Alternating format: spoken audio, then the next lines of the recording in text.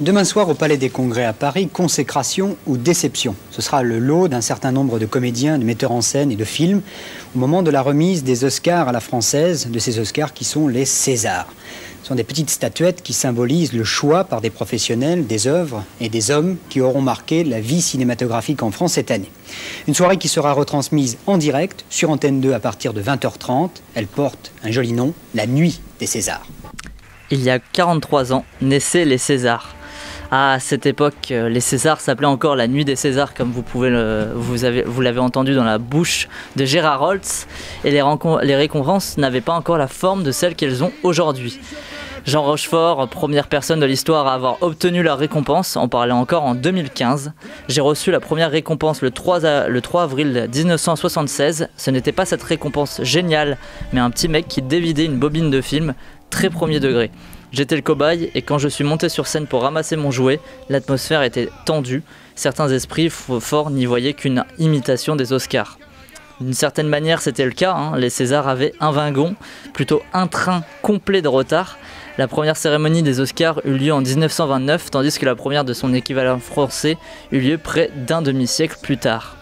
Il y eut tout de même des tentatives qui perdurèrent, notamment les étoiles de cristal décernées de 1955 à 1975 et les victoires du cinéma français qui dura 40 ans, mais jamais ces tentatives ne s'inscrivèrent autant que les Césars. Comme son homologue américain, les Césars ont d'ailleurs été un modèle pour toutes les cérémonies qui ont été créées ensuite en France, les Molières pour le théâtre, les victoires de la musique et les 7 d'or qui récompensaient la télévision jusqu'en 2003. Les Césars se rapprochent aussi des Oscars par leur nom très semblable. Ce n'est d'ailleurs pas un hasard, ce nom fut choisi pour 3 raisons. Sa ressemblance est le même nombre de lettres que les Oscars. Deuxième raison pour l'hommage à César, personnage interprété par Rému dans la trilogie marseillaise de Pagnol. Et troisième raison, parce que le sculpteur qui a conçu les récompenses s'appelait tout simplement César. César a d'ailleurs rectifié le tir très rapidement. Après l'accueil tiède réservé à ses premiers trophées, Jean Rochefort en est témoin, César réalise de nouvelles récompenses qui deviendront bientôt l'emblème de la cérémonie. D'une hauteur de 29 cm pour une base de 8 cm sur 8, le trophée est une compression en bronze pesant 3,6 kg et réalisée dans la fonderie d'art Bocquet en Normandie. Le César vaudrait environ 1500 €. Gaieté IB, je ne serais pas étonné qu'il entraîne quelques-uns. Après les 3 trophées du vieux fusil et la dernière apparition publique de Jean Gabin lors de cette première cérémonie, les Césars ont constamment cherché à se réinventer. Passant notamment de 13 catégories à 23 dorénavant, les Césars tentent aujourd'hui de délaisser les multiples récompenses pour un même film au profit de récompenses diversifiées. Depuis 2017, le film gagnant le César du meilleur réalisateur ne peut remporter celui du meilleur film et vice-versa. De même, depuis l'an dernier, un César du public est remis pour récompenser les films ayant fait le plus d'entrées au box-office. Ce César est et sera certainement trusté par des comédies et vise clairement à récompenser ce genre de film bien souvent oublié, à tort ou à raison selon chacun.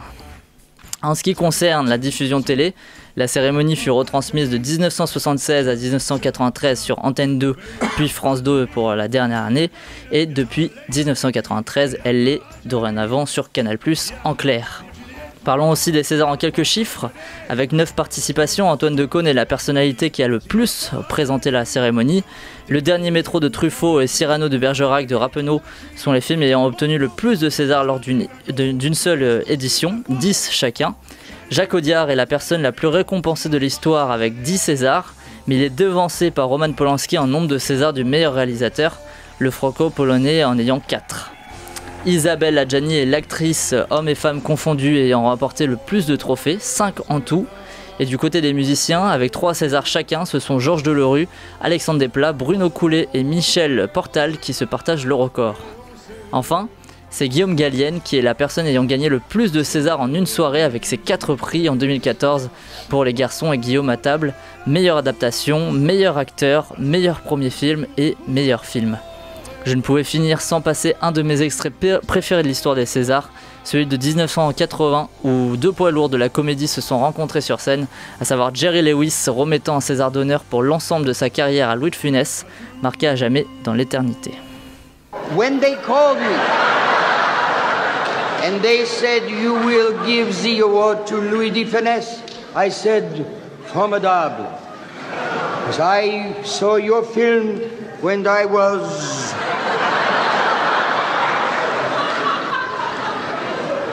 So take this with the honor that I have to present to you.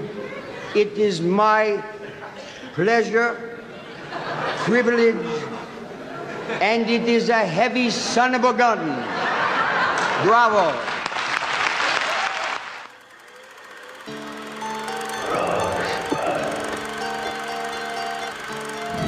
I'm sorry, Dave. I'm afraid I can't do that. Je vais lui faire une offre qu'il ne pourra pas refuser. Can she be late for her cinema show? Antoine Doinel, Antoine Doinel, Antoine Doinel, Antoine Doinel, Antoine Doinel, Antoine Doinel. Le monde se divise en deux catégories. Ceux qui ont un pistolet chargé et ceux qui creusent. Toi, tu creuses. Parlez-vous, con de mime! Je suis un homme. Ah, personne n'est parfait. J'aime l'odeur du napalm au petit matin. Vous avez de la pâte? Vous avez du sucre? Alors avec la pâte, vous faites une crêpe puis vous mettez du sucre dessus? Ta mère suce des queues en enfer. And I am the best film director in the world.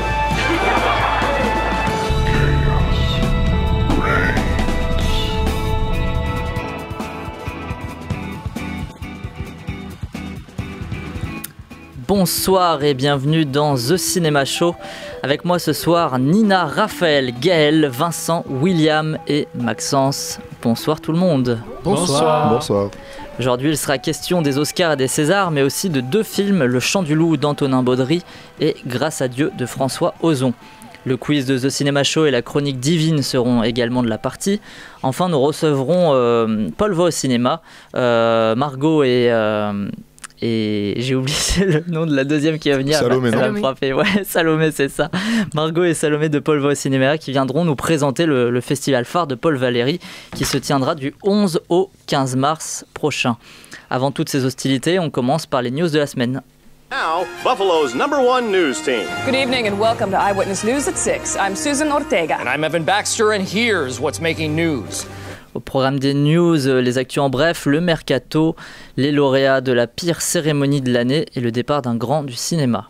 En préambule de ces news, du coup, les actus en bref. Cette semaine, on a les plaintes pour viol contre Luc Besson qui ont été classées sans suite.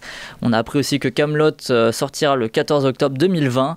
Il y a une colère aussi grandissante du syndicat des traducteurs et des sous-titreurs de films contre Netflix, notamment à cause du travail effectué sur Roma, le travail de piètre qualité. Et enfin, on a aussi appris aujourd'hui que Alejandro G. Iñárritu allait être le président du jury au Festival de Cannes cette année. Juste sur cette news, des réactions? Très content. Moi, je me suis, pour raconter un peu notre vie, Maxence dort chez moi cette semaine, il m'a réveillé avec cette nouvelle, du coup je passe une très bonne journée depuis, donc très content. Il en faut peu pour être heureux, comme disaient certains. Oui, Raphaël. Non, oui, moi je t'en parlais en début de journée. Et ouais, comme quoi nous... voilà. Pareil. Moi aussi, il m'a réveillé en me parlant de ça. Exactement. Non, moi ce que j'aime bien avec ça, c'est que contrairement à Almodovar, je pense que lui ne sera pas résigné à ne pas remettre un prix à Netflix. Et si Cannes ose mettre un film Netflix, je pense qu'il pourra le récompenser. Est-ce qu'ils n'auraient pas pris Quaron si ça attendait vers l'acceptation de Netflix? Bah non, mais parce que Quaron il a peut-être autre chose, mais il a tennis Quaron, je crois. Ouais, deuxième news avec le mercato. Cette semaine, une seule nouvelle nous a intrigués. Ah non, même pas en fait. J'écris des choses et après je ne les change pas, bravo. Non, on a une rumeur en fait. The Playlist croit savoir que Kari Fukunaga aurait très envie de recruter l'excellente Lupita Nyong'o pour le prochain James Bond. Les prochaines semaines devraient nous dire si la comédienne s'engage bien dans le projet. Dans tous les cas, on aura l'occasion de retrouver Lupita Nyong'o dans le prochain film de Jordan Peele, Us, le 20 mars prochain. Et j'ai tout de suite vu que William avait tendu le micro à Maxence parce qu'on parle de James Bond. Alors Lupita Nyong'o sur James Bond. Oui, mais très bien, j'ai pas de commentaires à faire. Voilà. J'attends la suite. Je sais qu'ils ont décalé la date de sortie déjà à avril 2020, mais non, on attend ça. Il y a Rami Malek aussi qui est dans les rumeurs, éventuellement le méchant. Le méchant, ouais. Moi j'espère que c'est elle qui va jouer James Bond, quoi. Faut toujours espérer. Mais peut-être qu'elle va faire la méchante. Non, mais moi je veux que ça bon. Vendredi dernier, on a aussi appris que Woody Allen tournera son prochain film en Espagne. Malgré les accusations d'agression sexuelle et le report de son dernier film A Rainy Day in New York, Woody ne perd pas de temps. Selon le New York Times, les films seraient déjà en tournage. Le film, serait déjà en tournage. Donc, après, voilà. Peut-être qu'il va mourir entre-temps, on ne sait pas. Ouais, mais quels sont les acteurs et actrices qui ont accepté ? Parce que c'est vrai que maintenant la réputation, même Timothée Chalamet qui a tourné avec lui s'est dit oh non, ça. Il y a Kevin Spacey, on m'a dit. C'est vrai. On m'a dit ça. Ouais. Pas mal. C'est produit par Hervé Weinstein, ça y est, Exactement. la boucle est bouclée, trop drôle. Allez, dernière info mercato, elle est taille. Le casting de l'adaptation live des livres Martine est lancé. Et oui, en 2020, on devrait avoir le droit de suivre les aventures de la petite fille la plus aventurière de France. Hâte de voir quels livres ils vont adapter. En attendant, si tu as dans ton entourage une petite sœur, une cousine, une voisine de 8 à 10 ans, cheveux châtains et yeux clairs, un voisin et un cousin, etc. amoureuse de la nature contemplative et déterminée, tu peux envoyer sa photo à l'adresse suivante. Oui, il peut jouer. Oui. Moi, j'échange tous les rôles ce soir. D'accord, bon. En tout cas, Martin à la plage. castingmartine@gmail.com s'il y a des gens dans l'entourage qui sont intéressés, il n'y a pas de souci. Yes. Ça fait fake adresse, ça fait trop simple en fait pour que ça soit ça. Mais bon. De toute façon, ils vont pas faire un truc compliqué pour que les gens voient leur truc. Ouais. Alors avec un peu de chance, c'est cette personne qui est de votre entourage qu'on verra sur les écrans en 2020. Troisième news, avant de parler des Césars et des Oscars dans quelques minutes. Voilà les résultats des Razzie Awards, cérémonie qui récompense les pires films de l'année, qui se sont tenus samedi dernier, du coup c'est Razzie Awards. Les grands gagnants de la soirée sont le film Holmes et Watson avec 4 prix et Donald Trump qui remporte aussi 2 prix. On notera aussi la double victoire de Melissa McCarthy dans les catégories pire actrice, mais aussi Razzie du repentant, consacrant la star s'étant racheté une crédibilité artistique, puisqu'on rappelle que l'actrice américaine était aussi nommée dans le même temps à l'Oscar de la meilleure actrice. Voilà. Quelques réactions, est-ce que vous voulez savoir ça s'est diffusé sur une chaîne ou pas, parce que à chaque fois on entend parler aux États-Unis sûrement, mais mais alors en tout cas Donald Trump il a gagné pire duo à l'écran, donc Donald Trump et sa mesquinerie perpétuelle, voilà, c'est ça le duo. Putain, mais il a pas mal de prix, je crois que l'an dernier aussi il avait des trucs. Ouais, je pense que tous les ans il doit avoir des prix. Pas mal. Voilà. On passe à la dernière news de la soirée. Good night, Kathy. See you tomorrow. Good night, darling. Take care of that throat. You're a big singing star now, remember? This California dew is just a little heavier than usual tonight. Really? From where I stand, the sun is shining all over the place.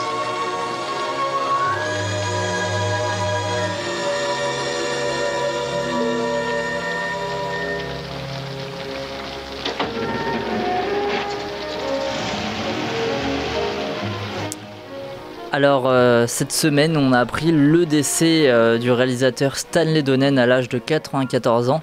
Stanley Donen, c'est d'abord une longue amitié avec Gene Kelly. Ensemble ils ont révolutionné la comédie musicale, notamment à travers l'éternel Chantons sous la pluie, classée plus grande comédie musicale de tous les temps par l'American Film Institute. Stanley Donen sera aussi derrière Un jour à New York et Charade avec James Stewart, film dont j'aime souvent parler, qui est qualifié de meilleur Hitchcock n'est jamais réalisé. Steven Spielberg, qui était ami avec l'homme, a d'ailleurs rendu un brillant hommage au cinéaste décédé dans un communiqué. Il dit « Stanley Donen était un ami et un premier mentor. À la fin des années 60, sa générosité l'a poussé à consacrer beaucoup de ses week-ends à enseigner à des étudiants en cinéma tels que moi comment raconter des histoires, placer une caméra, diriger des acteurs. C'est une époque que je n'oublierai jamais.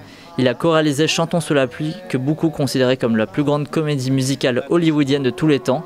Mais lorsqu'il a cessé sa collaboration avec Gene Kelly pour faire Cavalier seul, il a réalisé ses films les plus percutants dans des genres variés. Charade, Fantasme et Voyage à deux étaient mes préférés. Lorsque je reviendrai à New York, cela me manquera de ne plus tomber sur lui lors de mes promenades quotidiennes pour l'entendre parler de la vie et du cinéma, deux choses qui pour Stanley étaient inséparables. Des réactions à la mort de ce grand cinéaste. Effectivement, il parlait de Voyage à deux et récemment on a appris la mort aussi d'Albert Finney et qui joue justement dans Voyage à deux avec Audrey Hepburn, qui est un très beau film avec une très belle musique d'Henri Mancini. Voilà. Très bien. Pas d'autres réactions ? Bon, alors on clôt ainsi ces news de la semaine pour passer à notre partie spéciale César et Oscar. Et en bon froucheur que nous sommes, on débute par les Césars qui se sont déroulés vendredi sous la houlette de Ken Merad et avec Christine Scott Thomas en présidente. Je crois que la violence, elle commence par les mots. Pour moi, ça commence par les mots et je pense à tous ces mots qu'on utilise parfois tous les jours, qu'on croit qu'ils sont ordinaires, on croit qu'ils sont banals. On les utilise sous couvert d'humour, parfois par des effets de groupe, et on ne se rend pas compte que ces mots-là sont déjà le début d'une menace, et que c'est... Comment dire ? Et que... Je ne sais plus ce que je dis parce que je suis émue, excusez-moi. Et que... Je crois que ces mots-là, c'est aussi le reflet d'une pensée, d'une idéologie, peut-être, je ne sais pas, dont on n'a pas tout à fait conscience, et qu'on doit combattre ensemble, tous, hommes et femmes. Moi, j'ai cette chance d'être dans ce film jusqu'à la garde, qui est le récit aussi d'un envol, une prise de liberté, douloureux, mais c'est quand même l'histoire d'une prise de liberté d'une femme, comme ça, et ça a été réalisé par un homme. Si vous n'avez pas reconnu, on vient d'écouter le discours, en tout cas une partie du discours poignant et engagé de Léa Drucker après sa victoire dans la catégorie César de la meilleure actrice pour son rôle dans Jusqu'à la garde. Le film de Xavier Legrand a d'ailleurs été à la fête puisqu'il a aussi remporté 3 autres récompenses, meilleur scénario original, meilleur montage et meilleur film. Et on a aussi appris aujourd'hui qu'il avait eu le César des lycéens, le premier César de ce genre. Les frères Sisters et Jacques Audiard ont aussi été à la fête avec 4 récompenses, dont le 3e César du meilleur réalisateur pour Jacques Audiard. Du côté des grands perdants, on peut penser En Liberté, 0 César sur 9 nominations, La Douleur, Pupille et Le Grand Bain, 1 César, celui de Philippe Catherine pour 10 nominations. Du coup, je voulais savoir alors, qu'est-ce que vous avez pensé de cette soirée pour ceux et celles qui l'ont suivi. William, je crois que tu vas être très acerbe dessus. Comme d'hab, j'étais assez... Enfin, ça m'a fait doucement rire ce que tu as dit tout à l'heure, que depuis certaines années, on essayait de un petit peu plus diversifier le palmarès. Alors, au final, on retrouve plutôt... Oui, diversifier dans le nombre de prix que chaque film peut avoir. Et ça, je trouve que c'est une connerie aussi, parce que en vrai, pourquoi un meilleur réalisateur, il pourrait pas avoir aussi fait le meilleur film et vice versa. Mais bon. Oui, j'entends. Juste que je trouve que au final, c'est tout en 4-5 films qui ressortent. Enfin, moi, en gros, ce qui m'a choqué, c'est qu'il y a plein de trucs qui sont pas mérités, que Le Grand Bain, au final, n'a juste un meilleur second rôle. Enfin bref, il y a plein de trucs qui... J'ai vu Guy, le problème avec le film Guy, c'est pas que ce soit mauvais, que ça ait la musique, c'est une certaine logique, mais Alex Lutz peut pas avoir le meilleur acteur, alors qu'il y a Denis Ménochet qui le mérite 46 fois plus, ou que Vincent Lacoste le mérite plus pour Amanda aussi. Comment dire ? Et comme il y a une performance de maquillage, tout ça sur Guy... C'est toujours pareil, est-ce que tu notes réellement un jeu d'acteur ou est-ce que tu notes plus une plastique, tu vois, c'est un peu gênant. Enfin, pour ma part, après il y a d'autres trucs qui m'ont gêné. Je trouve que le fait de donner 2 Césars, 2 meilleurs Césars de meilleur espoir, je trouve que c'est trop. Autant le donner soit à l'un soit à l'autre, mais le donner aux deux, je trouve que ça fait beaucoup trop. À Sherazade, tu parles. Sherazade, bien sûr. Pas que ce soit un mauvais film non plus encore là, mais du coup on encore moins de diversifier dans... Je dis pas que chaque film qui présente doit avoir une statuette, mais là j'ai l'impression que j'en sors avec les frères Sisters, Jusqu'à la garde, et Sherazade qui a eu 3 Césars, voilà, donc Dylan Robert et Kenza Fortas notamment, et pour les espoirs. Pour finir, Jacques Audiard... Bon, déjà, juste personnellement, purement qualitativement, je trouve que Les Frères Sisters, c'est pas un mauvais film, mais c'est pas non plus de là à voir tout ça. Et quel est l'intérêt du coup de donner une fois de plus, comme tu as dit tout à l'heure, il me semble que Jacques Audiard du coup c'est celui qui a eu le plus de César, quel est l'intérêt de lui donner un énième César de meilleur réalisateur, surtout pour... D'ailleurs il y avait une blague de Ken Merad au début là-dessus, et on avait l'impression que bien sûr, mais devant la mais bien sûr, non, mais même devant les Césars, on était devant la télé avec Maxence, c'était devenu un running gag, c'est-à-dire que dès qu'il y avait Les Frères Sisters, on nous disait c'est les Frères Sisters, et qui c'est qui gagnait, c'était Les Frères Sisters. Donc je comprends pas l'intérêt, tu vois. Enfin, autant inviter, c'est un peu le même principe qu'il y a un peu à Cannes, autant inviter tout le temps les mêmes réalisateurs, t'invites Ken Loach, les Darden et tout, tu leur donnes tout et puis voilà, enfin il faut tous les inviter comme ça, c'est les meilleurs, tu vois. Non, mais tu fais la Ligue des Champions, tu donnes la coupe au Real Madrid au début, tu joues pas, tu vois, c'est un peu pareil. Ça n'a même intérêt. Non, mais c'est paradoxal ce que tu dis, parce que t'aimerais un prix pour Denis Ménochet qui le mérite, mais du coup ça fera un prix de plus pour Jusqu'à la garde, un film de moins récompensé. Enfin, tu vois, c'est pas... Non, c'est l'arroseur arrosé, là. Tu me demandes mon avis, c'est Vincent Lacoste qui aurait dû l'avoir pour Amanda. Je dis juste que même juste pour meilleur acteur, il y a des acteurs qui le méritaient plus que Guy. Oui, après, moi, je trouve que... Enfin, j'ai vu Guy après, je trouve que... Déjà, quand tu récompenses un acteur, tu récompenses aussi le mec qui qui a investissement. Non, la direction d'acteur. Et c'est difficile. En même temps, les réalisateurs, c'est difficile. Et je trouve que la performance, elle est bonne et tout. Ah non, c'est pas non plus. Comme j'ai dit, le film n'est pas mauvais. Et mais juste, je trouve ça un petit peu étrange quand même. Mais et surtout, en fait, même si ça ne veut rien dire, c'est un peu con de dire ça, mais je pense à des gens dans 20 ans qui regarderont c'était quoi l'année 2018 du cinéma et qui regarderont, et pour moi ça c'est toujours le problème de ces cérémonies là et tout. Et moi je serais même d'accord pour faire plutôt des cérémonies qui récompensent les films 10 ans en arrière à chaque fois tous les ans, tu vois, et au moins on aura un certain recul, parce que la plupart des films là souvent c'est ceux qu'on va oublier, encore pire aux Oscars. Il y a un petit truc qui m'a gêné avec les frères Sisters, c'est que ok c'est un film français dans la production, mais pour moi c'est pas un film français. Alors là, c'est un autre problème. Il y a toujours eu ces trucs-là. Par exemple, le 5e élément qui pouvait pas être pris, ou non, comment ça s'appelle, un long dimanche de fiançailles, par exemple, il pouvait pas concourir dans la catégorie meilleur film français parce que il était produit à 75% par la Warner, alors que tout le monde parle en français, même Jodie Foster dans le film parle en français. Donc c'est toujours des petits problèmes comme ça. Bon. Il y a Nos Batailles aussi qui est un film belge. D'ailleurs, il y a 2 films belges, Girl et Nos Batailles. Ouais. Tu vois, pareil, par exemple, encore un acteur, je préférais le donner à Romain Duris que le donner en fait, c'est le moment presque. Il y a quand même eu quelques surprises. Je pense aux Chatouilles. Gaëlle, qu'as-tu pensé de cette victoire dans la catégorie meilleur scénario adapté? Écoute, pour Marie, par exemple, c'était prévisible. Alors peut-être que c'est prévisible, je sais pas. Enfin, moi je trouve ça horrible, mais bon, écoute, sûrement qu'ils ont trouvé ça touchant. Je sais pas trop. Après, il y a toujours eu le même problème on va pas parler, c'est tout le monde, on le sait avant de regarder, il y a toujours le même problème de politique, et que c'est plus de la politique qu'autre chose pour pas mal de prix, mais après ça on va pas encore le dire parce qu'on se répète tout le temps. Cadmerad, qu'est-ce que vous en avez pensé de sa présentation? Parce qu'il a été un peu décrié quand même. Avant. Ouais. Bon, je pense que chaque année, tout le monde aime bien décrier le présentateur. Ouais, mais c'est la pire audience depuis je sais pas combien de temps. Je pense pas que ce 2010, faute, depuis 2010. Les gens se rendent peut-être un peu compte de ce qu'on est un petit peu en train de critiquer nous aussi, quoi. Les gens sont pas aveugles, à un moment donné, ils voient un petit peu ce qu'ils ont devant les yeux, je pense. Mais je pense que. Pardon. Non, pour revenir, c'est vrai qu'on avait eu quand même des années. Enfin, je sais pas, Manu Payet, c'était quand même pas. Jérôme Commandeur. C'était l'année dernière. C'était il y a 2 ans, Manu Payet. Ok, d'accord. Je sais pas, c'était pas. J'ai trouvé ça moins long que d'habitude, on va dire, et que c'était un peu. C'était il y a 2 ans, Jérôme Commandeur, et l'année dernière, Manu Payet, ouais. Parce que Jérôme Commandeur, c'était quand il fait le sketch La La Land. Oh putain, ça veut dire qu'il est pas allé aux Oscars, Manu Payet? Je sais pas. Ah, mais lui m'énerve avec ce truc, tu sais, que des présentateurs des Césars qui vont ensuite aux Oscars. Je voulais en revenir à ça. C'est drôle. Cadmerad, c'était horrible les Oscars. Il voulait dormir. Il y a des fois où il était. Mais oui, il m'a dit que c'était hyper gênant et tout, qu'il savait pas quoi faire, que des fois il partait. Commandeur était très drôle. Commandeur était tellement drôle. C'est pour ça que je m'en souviens. Mais Commandeur était meilleur aux Oscars qu'aux Césars. Il est revenu, le Commandeur, une fois de plus. C'est drôle. C'était un des meilleurs sketchs. Et le discours de Michel Barthélémy, j'avais noté là, le César des meilleurs décors pour les frères Sisters. Un classique. Un classique, il y en a toujours un chaque année. Et donc voilà. Moi je reviendrai sur un discours c'est celui de Philippe Catherine, bien évidemment, parce que. Ah oui, très drôle. Voilà, c'est drôle, et ça pour moi on était dans l'idée du personnage de la fiction, du cinéma, qui perso me correspond totalement. C'est-à-dire qu'il a répondu avec humour, mais aussi sincèrement, je pense, et c'était très touchant. Et c'était une vraie réponse de cinéma, je trouvais. Ça faisait plaisir que Le Grand Bain soit récompensé au moins pour ce rôle, même si j'aurais aimé qu'il soit plus récompensé.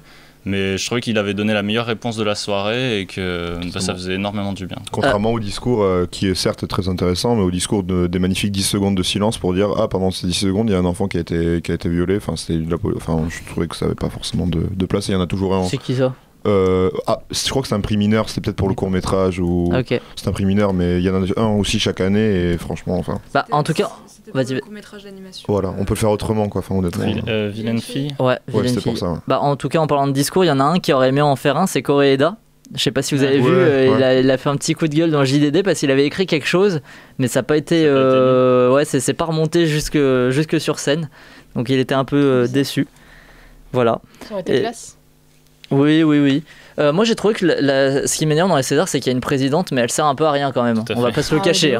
Et en plus, elle parlait trop bizarrement. Elle est Moi, je hyper trouvais qu'elle- effacée, elle jouait Christine mal. Scott Thomas. C'est bizarre, non Mais non, jouait mais mal ce qu'elle avait écrit. Elle est comme ça, elle est anglaise, enfin, elle a un problème de. Il y a un problème, non, mais ça va, quand même, c'est des pas- fois elle voilà, joue mieux prolifique, quand même. Là, elle lisait un peu son texte sans le lire. Enfin, Est-ce c'était bizarre. qu'on était d'accord que Robert Redford a été il s'en foutait Ah, alors, il se faisait chier. Et en plus, Ah oui, en bah, plus, c'est ce il que se j'ai faisait noté, chier hein. dessus, c'est-à-dire que tout le monde lui envoyait des blagues. Et c'était Jérôme genre- Romandeur qui dit on s'en fout et c'est monument Non, mais à un de son moment, cul. Bon, à un moment, ouais. il le mettait même S'en plus fout. dans les coupes Mais oui. de montage parce que c'était hyper Ah non, gênant, mais il faisait c'était- rien, il restait comme ça. Ça faisait vraiment le mec, genre tu lui parles et le gars il regarde ailleurs, Ouais. genre non, mais t'es pas là. Même quand il arrive, il arrive en retard, il passe devant, Ah oui, il arrive en devant retard, Laurent ouais, tout Veil, fait. ça dure 2 secondes, Ah ouais. 2 questions. Et et oui, il- j'aime Paris, je suis content d'être là. Et Voilà, allez, bon, c'est il ça. rentre. Et hop, il a Ça récupéré a été son très petit court, César. évidemment. Bon, bah voilà. Bah très bien. Bon, ça a été les Césars vendredi. Hein, un petit mot de plus. Quelqu'un voulait rajouter quelque chose? Non. Pardon, c'était Raphaël, pour dire que l'an toujours dernier, Raphaël, on s'est pas rendu compte qu'il y avait pas que le président était pas là parce qu'il y en avait pas. Mais Bah ouais. du coup, je pense que cette année, ils se sont dit oh merde, C'était il y a- la dernière minute. C'était il y a 2 ans. Pardon. merde. Encore une fois, c'était Ah, Jérôme merde. Commandeur. Ah, Il a- il Oh a- là là, Enfin, Manu j'ai pas regardé Payet, l'an dernier. hein. Manu Payet, j'ai oublié avec. C'était quoi, Orelsan qui l'a repris. Enfin bref. J'ai oublié. Il a repris Orelsan. Oui, c'est ça. Oui, Ouais. c'était ça. C'est ça. Il y avait peut-être Bon. pas Sur assez Vincent de- il y avait Elbaz. peut-être pas assez de paillettes. pour toi. Elbaz. Oh, Ok, pourtant. après cette magnifique blague de William, on va passer aux Oscars qui se sont déroulés dimanche soir, c'est-à-dire dans la nuit de dimanche à lundi pour nous en France. Et contrairement au César d'il y a 2 ans qui était présenté par Jérôme Commandeur, Raphaël qui ne m'écoute pas comme Robert Redford, les Oscars étaient présentés par personne. We all connect with our ancestors. We will have love, wisdom, regaining. We will gain our humanity. It will be a powerful moment.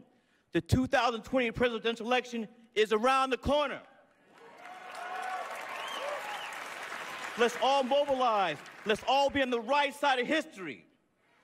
Make the moral choice between love versus hate. Let's do the right thing.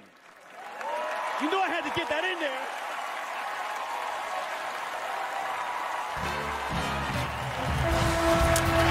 On reste dans des discours très engagés avec cette fois-ci celui de Spike Lee après avoir obtenu son premier Oscar pour le scénario de Black Landsman.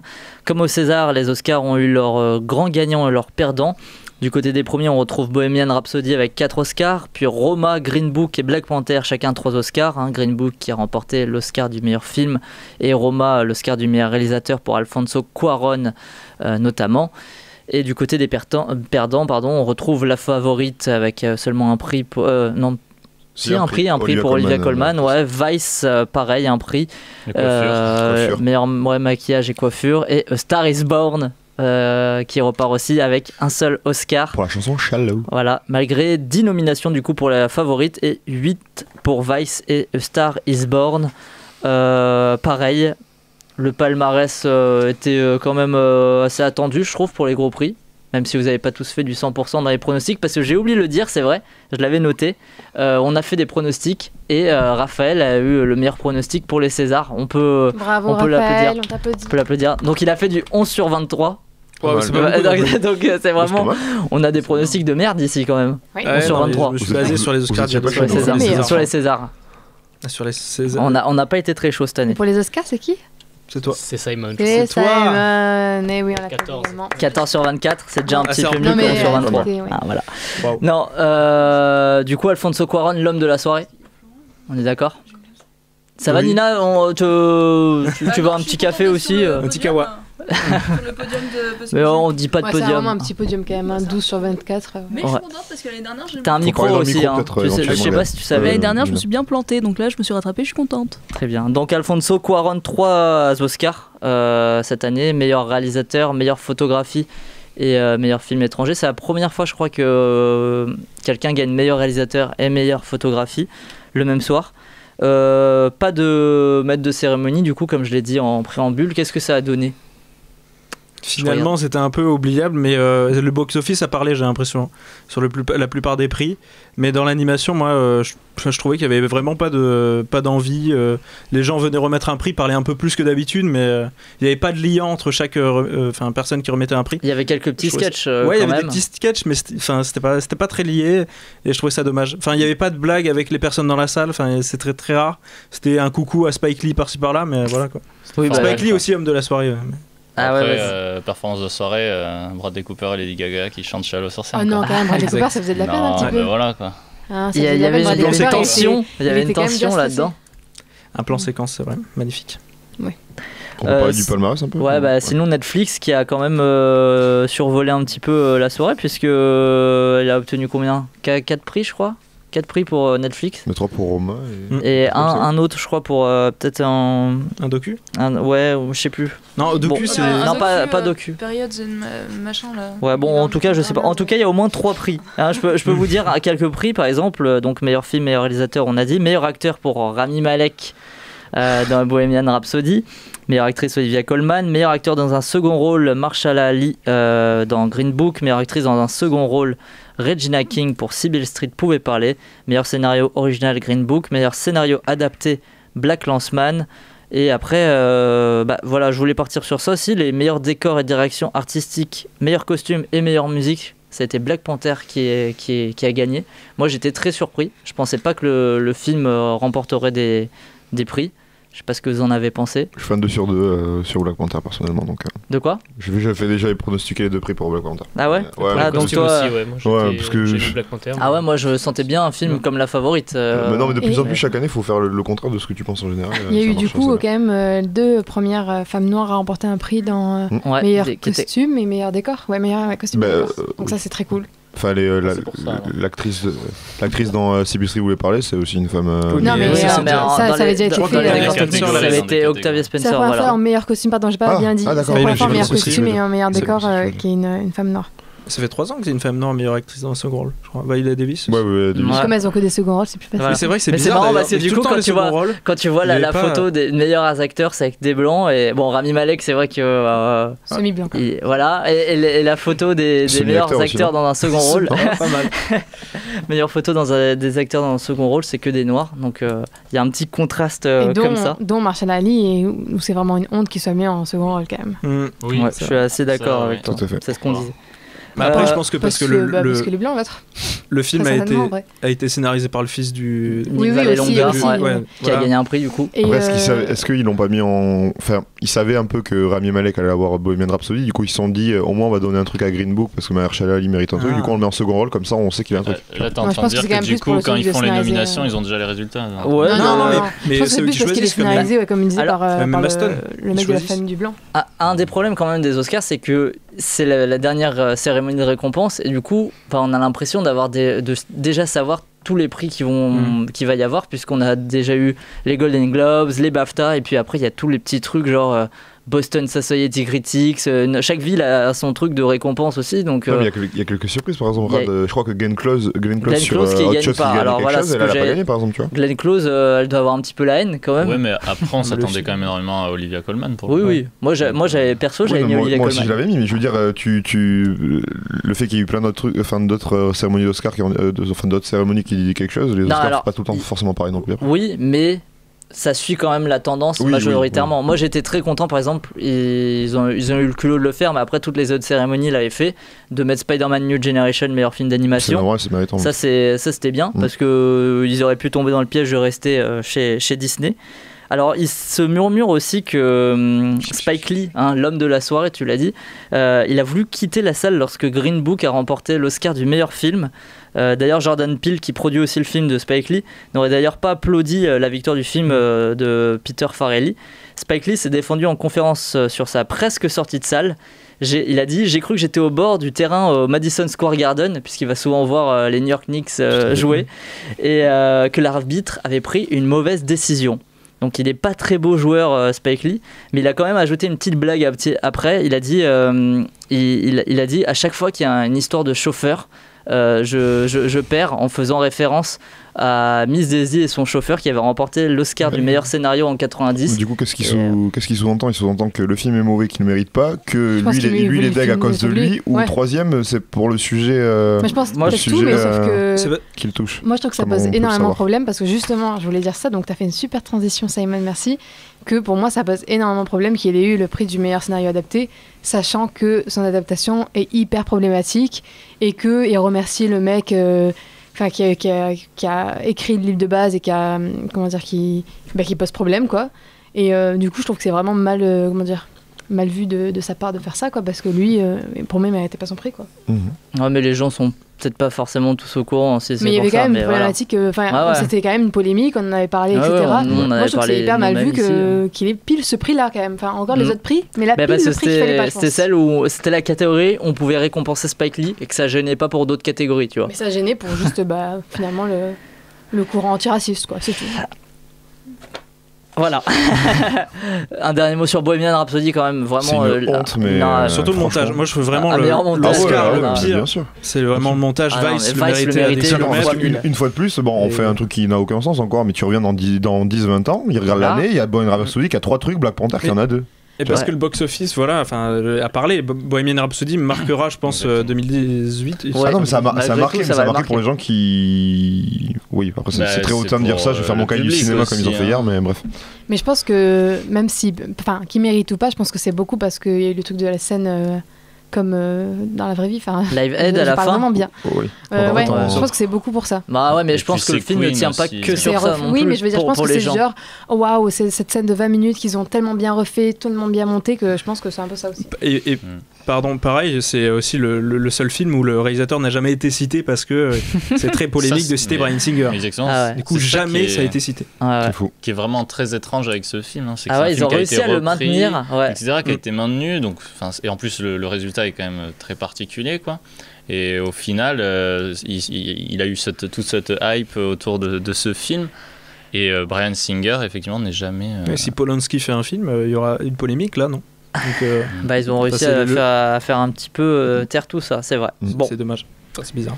Il est maintenant l'heure de passer à notre partie débat avec 2 longs métrages au programme ce soir, Le Chant du Loup et Grâce à Dieu. Et avant de débuter par la bande-annonce du Chant du Loup, on s'écoute le très bondien Losing My Mind du lituanien Alanas Chosno, composé pour la bande originale du film d'Antonin Baudry.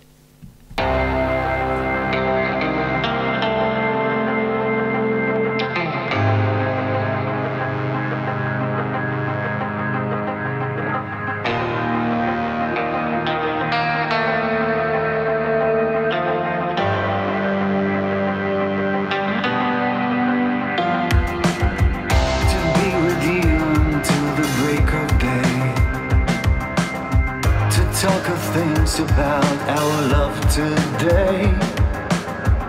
When I was young, I was more satisfied.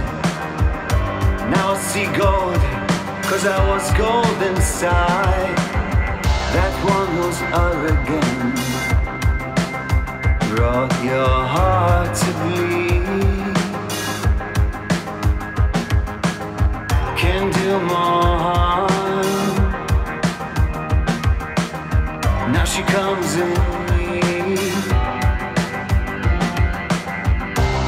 Since me and you,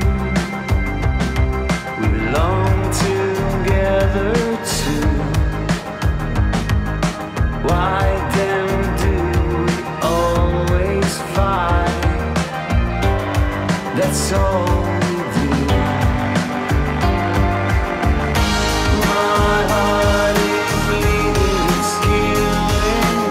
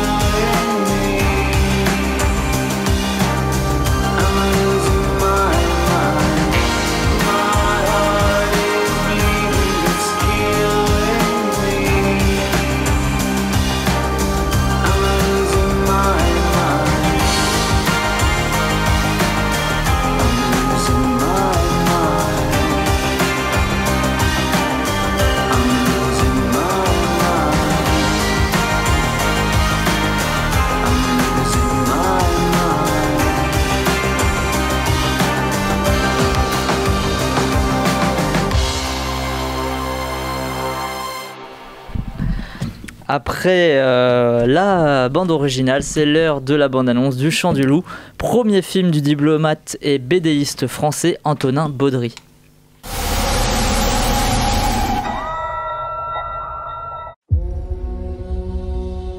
C'est quoi la guerre acoustique? C'est dangereux? Ok, j'ai peut-être quelque chose dans la trace. Du 4 temps. Il n'y a pas de sous-marin à 4 pales. Je sais. Le rendez-vous avec les nageurs, là, c'est oui ou c'est non? Le Chant du Loup. Elle nous a détecté second. Poste de combat, tu diffuses. On doit récupérer les nageurs, c'est la mission. 3 splash au sonar. Je vois ce que c'est. On est en niveau d'alerte 6. Grand champ. Vous passez commandant de sous-marin nucléaire lanceur d'engin. Vous prenez l'effroyable. Gardez-vous! Dorsey, vous passez commandant du Titane. Pour commencer, vous escorterez l'effroyable jusqu'à ce qu'il soit dilué dans la mer gelée. Une attaque majeure est en cours sur le sol français. Le président de la République me commande d'effectuer une frappe en riposte. Nous avons été pris au piège. J'ai passé ma vie à apprendre à des gamins à faire confiance à un système. Maintenant, il faudrait que je neutralise ces gamins. C'est nos frères en face, là. C'est pas nos frères, ce sont des marins sous ordre de tir. Il n'y a plus de choix.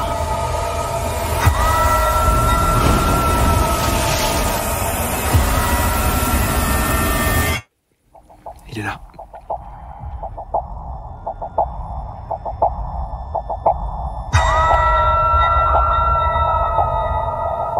Le Chant du Loup d'Antonin Baudry. Un jeune homme a le don rare de connaître chaque son qu'il entend à bord d'un sous-marin nucléaire français. Tout repose sur lui, l'oreille d'or. Réputé infaillible, il commet pourtant une erreur qui met l'équipage en danger de mort. Il veut retrouver la confiance de ses camarades, mais sa quête les entraîne dans une situation encore plus dramatique. Dans le monde de la dissuasion nucléaire et de la désinformation, ils se retrouvent tous pris au piège d'un engrenage incontrôlable. Donc Le Chant du Loup, premier film d'Antonin Baudry, avec François Civil, Omar Sy, Reda Kateb, Mathieu Kassovitz et Paula Beer.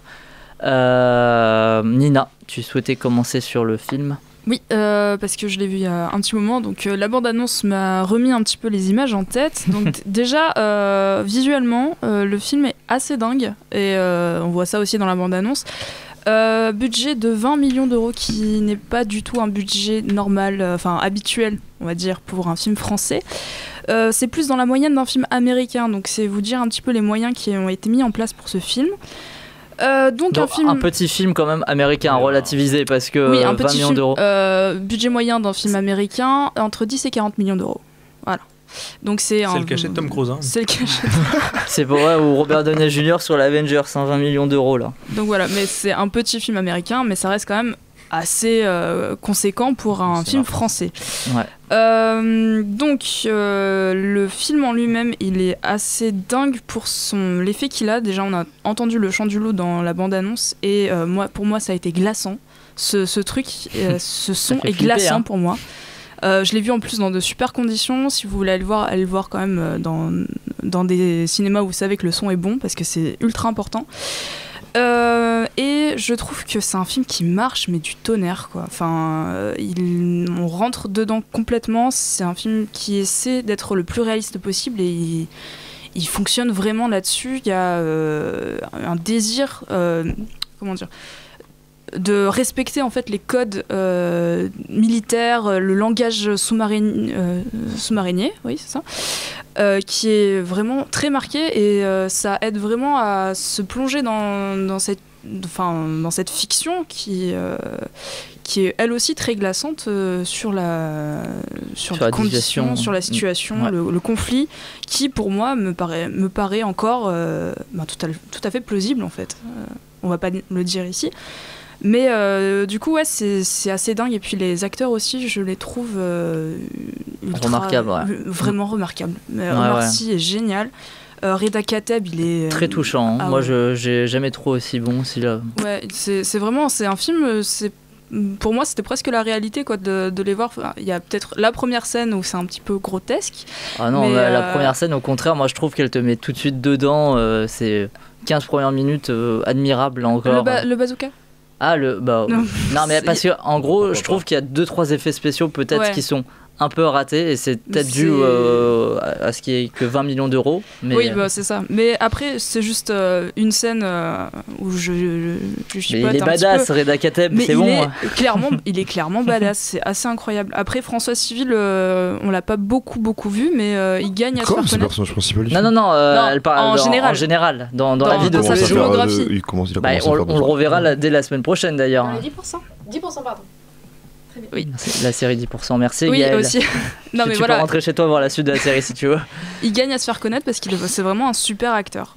Du coup voilà, j'ai vraiment même pas beaucoup de points négatifs à dire, si ce n'est quelques côtés scénaristiques qui pourraient être mis de côté, genre la romance et les trucs comme ça. Voilà, là, on est d'accord, la romance elle est un petit peu expédiée, la romance oui, non, c'est expédié. Après, est-ce que c'est mauvais? Non, mais elle est dégueulasse. Expédié, mais elle est mal foutue. Non, mais elle est mal amenée. Les gens ils tombent amoureux en une demi-seconde, c'est pas possible. Et le coup de foudre. Mais dans quel monde vivez-vous? Dans quel monde vivez-vous? Un monde où les choses ne se passent pas comme ça. En gros, c'est pas très utile au récit non plus. Mais nous sommes au cinéma, Gaël. Alors oui, mais là, il faut y croire aussi au cinéma. Voilà. Après, les cahiers te diraient que des fois, voir que c'est faux dans un film, c'est beaucoup plus intéressant que voir la réalité. Oh, sont chiants les cahiers. Je cite Stéphane Delorme. Tu peux fermer ta gueule aussi, William. Ça fait 3 jours qu'il est à Montpellier. Oui, non, mais je sais pas, moi il est trop joueur. S'il vous plaît, on recadre le débat sur le chant du loup. Je crois que Vincent était d'accord, je renvoie la balle à Vincent. Pardon et lui aussi, il s'en fout. Bon, on va passer au film suivant, grâce à Dieu. Non, yes. Alors... non, la romance valait mieux, on est d'accord, elle est un petit peu expédiée, pas vous, mais valait mieux qu'il se loupe. On a compris, mais valait mieux qu'il se loupe sur la romance que sur le côté sous-marin. Oui. Hein. Vincent, sur le chant du loup. Alors, ouais, moi, le chant du loup, j'ai adoré le film, j'étais... Même voilà, t'es un mec bien, toi. C'est ça, merci. Très, très surpris d'autant aimer parce que parce que c'est un film français de guerre et que les films de guerre c'est pas trop mon truc et là le scénario il était tellement travaillé, je trouvais, c'était dingue, il y avait que des mauvaises choses qui se passaient mais tout était crédible et tout était réaliste et en fait tout se passe mal pour tout le monde mais t'y crois trop et t'es dedans et justement dès la première scène moi ça m'a vraiment plongé dans le truc pour utiliser un bon champ lexical en plus. Et ouais, effectivement, le défaut c'était un peu la romance avec qui était mal amenée et un peu expédiée au début. Il fallait un axe avec une romance, du coup, voilà, il rencontre une femme et la première femme qu'il rencontre c'est bon. Mais après, elle n'est pas inutile à l'histoire et c'était bien parce que une romance qui sert à rien, c'est vraiment le pire truc des films, je trouve. Une romance ne sert jamais à rien. C'est le mec qui a aimé A Star Is Born qui dit ça, hein, donc je le rappelle.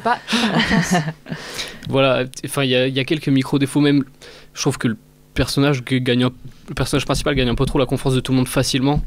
Les commandants, les généraux, tout le monde a la confiance du personnage principal, si ce n'est un général. Ouais, mais comme lui il a faux, tu vois, ils se disent faut mieux croire le contraire. C'est ça, mais sinon c'était très bien. Voilà, les quelques défauts que j'ai notés, c'était les mots de passe qui se trouvaient facilement ou les codes pour les archives. Mais tu vois, c'est assez jouissif finalement. Et dans un film américain, on l'aurait laissé passer sans rien dire. Ouais, mais même dans les films américains, moi ça me choque un peu. Moi aussi, d'accord. Mais même l'entrée aux archives, elle est pas vraiment expliquée, je trouvais justement. Bah si, il rentre le code sur le digipad, non? Ouais, mais comment il le connaît, moi je me demandais. Ouais, voilà, c'est ça. Tout le monde le connaît. Le digicode. S'il a entendu. C'est le même digicode pour les archives. Mais là, oui, mais là, non, là, il n'y a rien de spécial. Moi aussi, je me suis dit, cette scène, c'est bizarre. Enfin voilà, c'est vraiment des petits détails minuscules. Même un petit faux raccord où il dit qu'il est pas musicien, mais il a une guitare chez lui. Voilà, j'ai noté vraiment des micro-défauts. C'était de métier là quand il disait ça. Moi, j'ai compris ça dans le sens pas de métier. Au contraire, c'était un bon détail d'avoir mis une guitare puisque c'est un gars qui a une oreille. Oui, non, c'est ce que je me suis dit au début. Enfin voilà, c'était vraiment que des micro-défauts. J'ai vraiment adoré le film et tout le long j'étais scotché et j'ai pas vu le temps passer. C'est vrai qu'il y a une tension constante et on est plongé dans le sous-marin et même quand on est sur Terre, on est toujours sous tension. Il y a un réel poids aussi dans le film. Plus il avance, plus il gagne en ambition et tout. C'est assez remarquable. Et puis moi j'ai vu qu'il y a beaucoup de gens qui tapent quand même un peu sur le scénario, sur la construction et pourtant je trouve ça plutôt assez fin et les rebondissements sont bien amenés. William, vas-y. Non, mais c'est donc déjà pour revenir sur en général tout ce qui a été un peu été dit, c'est vrai que les 15 premières minutes sont sont très très bonnes en tension. La tension dans tout le film marche très bien.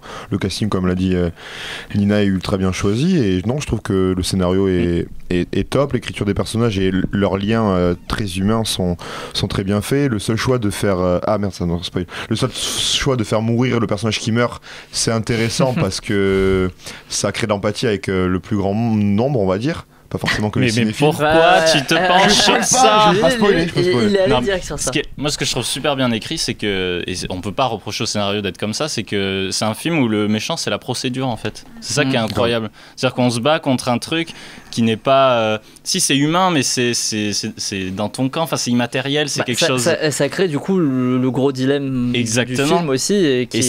Et ça, c'est vraiment du génie. C'est-à-dire que c'est ça ce qui est encore plus angoissant avec le film et qui accentue tout ce suspense avec les enjeux, bien sûr, de la fin du film. Et c'est merveilleux. Je trouve que rien que ça, parce que ça pouvait être très bien sur le papier, mais en plus, derrière, il y a tout ce travail de mise en scène qui est vraiment tout à fait bon et qui retranscrit bien tout ce problème. On a aussi François Civil qui est finalement, c'est le débat qu'on a eu un peu après le film, c'est que c'est quelqu'un qu'on essaie un peu d'écarter parce qu'il est trop passionné, parce qu'il correspond pas trop justement à tous ces trucs de procédure. Et donc il y a ce double... Le film, il a ce double dialogue entre ce personnage qui est pas trop dans la norme parce que bon, il se fait recaler à un moment, etc. Et en même temps, on se bat contre une procédure et c'est lui qui va essayer de sauver un peu la situation. Et je trouve que justement, ça permettait au film de ne pas être manichéen, de pas chercher un ennemi genre c'est les conflits djihadistes, etc. Ouais. C'était juste ça, c'était juste un petit élément qui entraînait tout le reste en fait, mais c'était pas l'ennemi principal. Et ça, c'est la grande qualité du film. Parce que vu le budget, on aurait pu se dire il faut faire un film d'action très classique, etc. Et là, non, c'est servi par un scénario très intelligent et c'est vraiment très agréable. C'est un film, franchement, qui fait vraiment pâlir les Américains. Et ils ont là-dessus, ils vont certainement faire un remake. Mais ce qui est bien, c'est que je trouve qu'ils ont pris tout ce qu'il y avait de bon dans ce genre de film de sous-marin américain. À la poursuite d'Octobre Rouge, USS Alabama. Et à la fois réussi à l'européaniser au niveau du scénario ou de ce que ça raconte, parce qu'un film américain en fait serait resté, je pense, que sur de la guerre et que sur du conflit patriotisme et que sur du conflit politique, alors que là on part sur de la psychologie, sur beaucoup de relations avec des personnages, on va autre part en fait, et on reste pas que dans le sous-marin, alors qu'un film comme Curse que j'avais vu il y a quelques temps. Moi j'avais bien aimé Curse, mais c'était pas mal, mais je trouve que c'est vraiment un parfait mélange de ce qu'il y a de bon chez les Américains et de ce qu'il y a de bon chez nous aussi, donc franchement c'est assez remarquable pour un premier film en plus. Et Edwin sur le live nous dit que c'est un bon mélange entre fiction et réalité, et un scénario aux petits oignons, ça fait du bien au cinéma français, et les scènes dans les sous-marins sont vraiment bien tournées et filmées. Raphaël. C'est vrai que c'est un film français à dimension internationale, et ça c'est pas mal. Oui, je pense qu'il peut très bien marcher à l'international, hors États-Unis où ils n'acceptent pas trop ce genre de film. Vrai que et le casting est même aux États-Unis, il est un peu connu, merci. Donc oui, mais aux États-Unis, ils acceptent pas. C'est français. Voilà, ils acceptent pas qu'on importe des films en plus qui joueraient sur leur plate-bande un petit peu, tu vois. Peut-être qu'en Europe, c'est vrai qu'ils ont fait un remake d'Intouchable, donc voilà. C'est vrai qu'en Europe, je pense qu'ils auront un bon succès, et même c'est un peu dommage, pour revenir sur les Césars, qu'il n'y a pas de prix mixage son, parce que c'est un film qui est basé sur le son, notamment qui a été fait au Skywalker Ranch, le son, donc c'est pas étonnant. Mais le film il pouvait pas être au César de Star. Non, mais il n'y a pas de César du meilleur mixage son en France. Et je trouve ça dommage, parce que c'est vrai. Il n'y a pas le César de meilleurs effets spéciaux, c'est parce que c'est pas les films qu'on produit. Voilà. Effectivement. Mais le film base vraiment toutes ces transitions sur le son, c'est-à-dire que avant de passer à un plan, on va avoir le son du plan. Par exemple, quand sa copine elle écoute le bruit d'un sous-marin, on va avoir le bruit, puis après le sous-marin après. Et c'est vrai que c'est pas mal du tout. En plus, la musique est très Hans Zimmer. Du coup, comme on le disait, c'est Tom Andori, un groupe qui a fait la musique, mais le thème principal, c'est Mark Strenfeld, qui sort de l'école d'Hans Zimmer, donc c'est pas étonnant qu'on ait ces sonorités zimmeriennes. Et c'est vrai que le film est assez efficace, et c'est assez ironique d'avoir un personnage qui est tout le temps à l'écoute, mais le film parle aussi de problèmes de communication entre nations. On va avoir un problème avec la France qui n'arrive pas à communiquer, qui a une communication en retard avec les États-Unis, et du coup il n'a pas l'information à temps et tout ça. Et c'est vrai que le film parle aussi là-dessus. C'est un personnage qui est à l'écoute dans une armée qui est assez fermée et qui ne peut pas dialoguer entre elle et entre les armées, et je trouve ça assez fascinant. Et c'est un film qui nous fait découvrir quelque chose qu'on connaît pas, et derrière en plus on a quelqu'un qui connaît excessivement bien, parce que lui était vraiment dans ce milieu-là, et c'est vraiment super intéressant, quoi. Ouais, pour un premier film quand même, sortir ça, même la mise en scène est vraiment, ça envoie, c'est vachement bien. Gaëlle, pour terminer sur Le Chant du Loup. Vous avez un peu tout dit, donc je vais juste rajouter ce qui n'a pas été dit pour moi, c'est que je trouve que ce qui est particulièrement bien, c'est la lumière. Notamment parce que le bleu et le rouge, en gros, qui fait toute la différence entre les deux sous-marins. Je trouve que c'est une tellement bonne technique et super simple, et enfin voilà, très belle en plus, pour différencier donc les deux sous-marins. Et bon, on s'ennuie jamais, tout est très très bien fait, tout est très bien réfléchi. Mais du coup, en fait, je pensais tous les trucs positifs, donc sachez que mon avis est vraiment très positif. C'est juste que du coup, comme je veux dire que les trucs qui manquent et qu'il y a un truc négatif qui me manque, je veux dire ça. Pour moi, c'était juste un tout petit peu trop tragique, je trouve, parce que je trouve que j'avais besoin d'un peu moins pour me satisfaire, mais voilà. Et je trouve que c'est dommage qu'il n'ait pas eu le culot de mettre des meufs dans le sous-marin, parce que, admettons, si c'est une réalité qu'il n'y ait pas de meufs, admettons, ça commence, et que ça commence, voilà. Mais je trouve que c'était vraiment un truc où ça choquait pas, et les gens n'avaient pas à dire « Oh, mais c'est pas du tout réaliste !» Enfin, c'était vraiment l'occasion de changer les choses de façon très simple, et dommage qu'il n'ait pas fait, voilà. Très bien. William, tu voulais dire un dernier mot? J'ai aimé ce plaisir à voir des seconds rôles qu'on connaît un peu, des Damien Bonnard, des Alexis Michalik, des oui, c'est vrai. Enfin bref, plein de petits, pour des cinéphiles comme nous, c'était assez drôle de voir des têtes connues en arrière-plan qui avaient une sorte de qui-est, comme tu m'as dit. Oui, une sorte de qui-est cinématographique, c'était assez sympa, je trouve. Voilà. Très bien, il est déjà l'heure de notre deuxième et dernier film de la soirée, Grâce à Dieu, du très productif François Ozon. C'est parti pour la bande-annonce.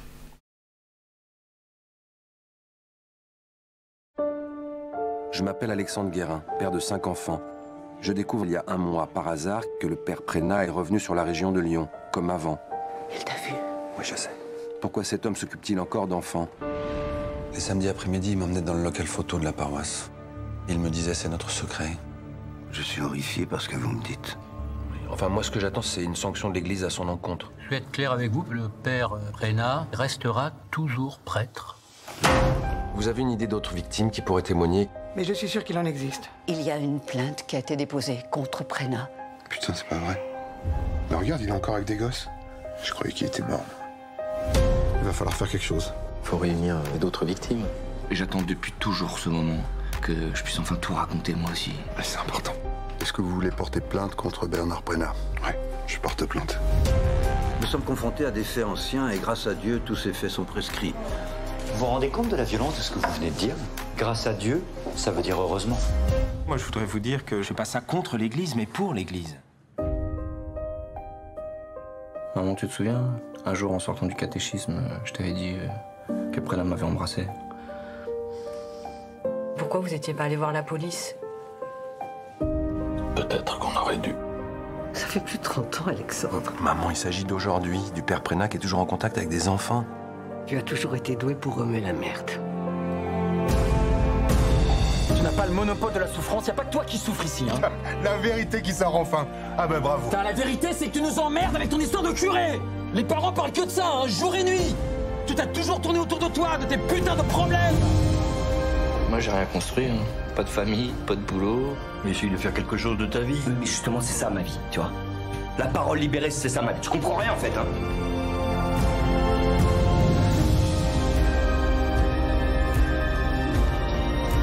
Mais pourquoi tu fais tout ça, papa? Pour que ce que j'ai subi se reproduise plus.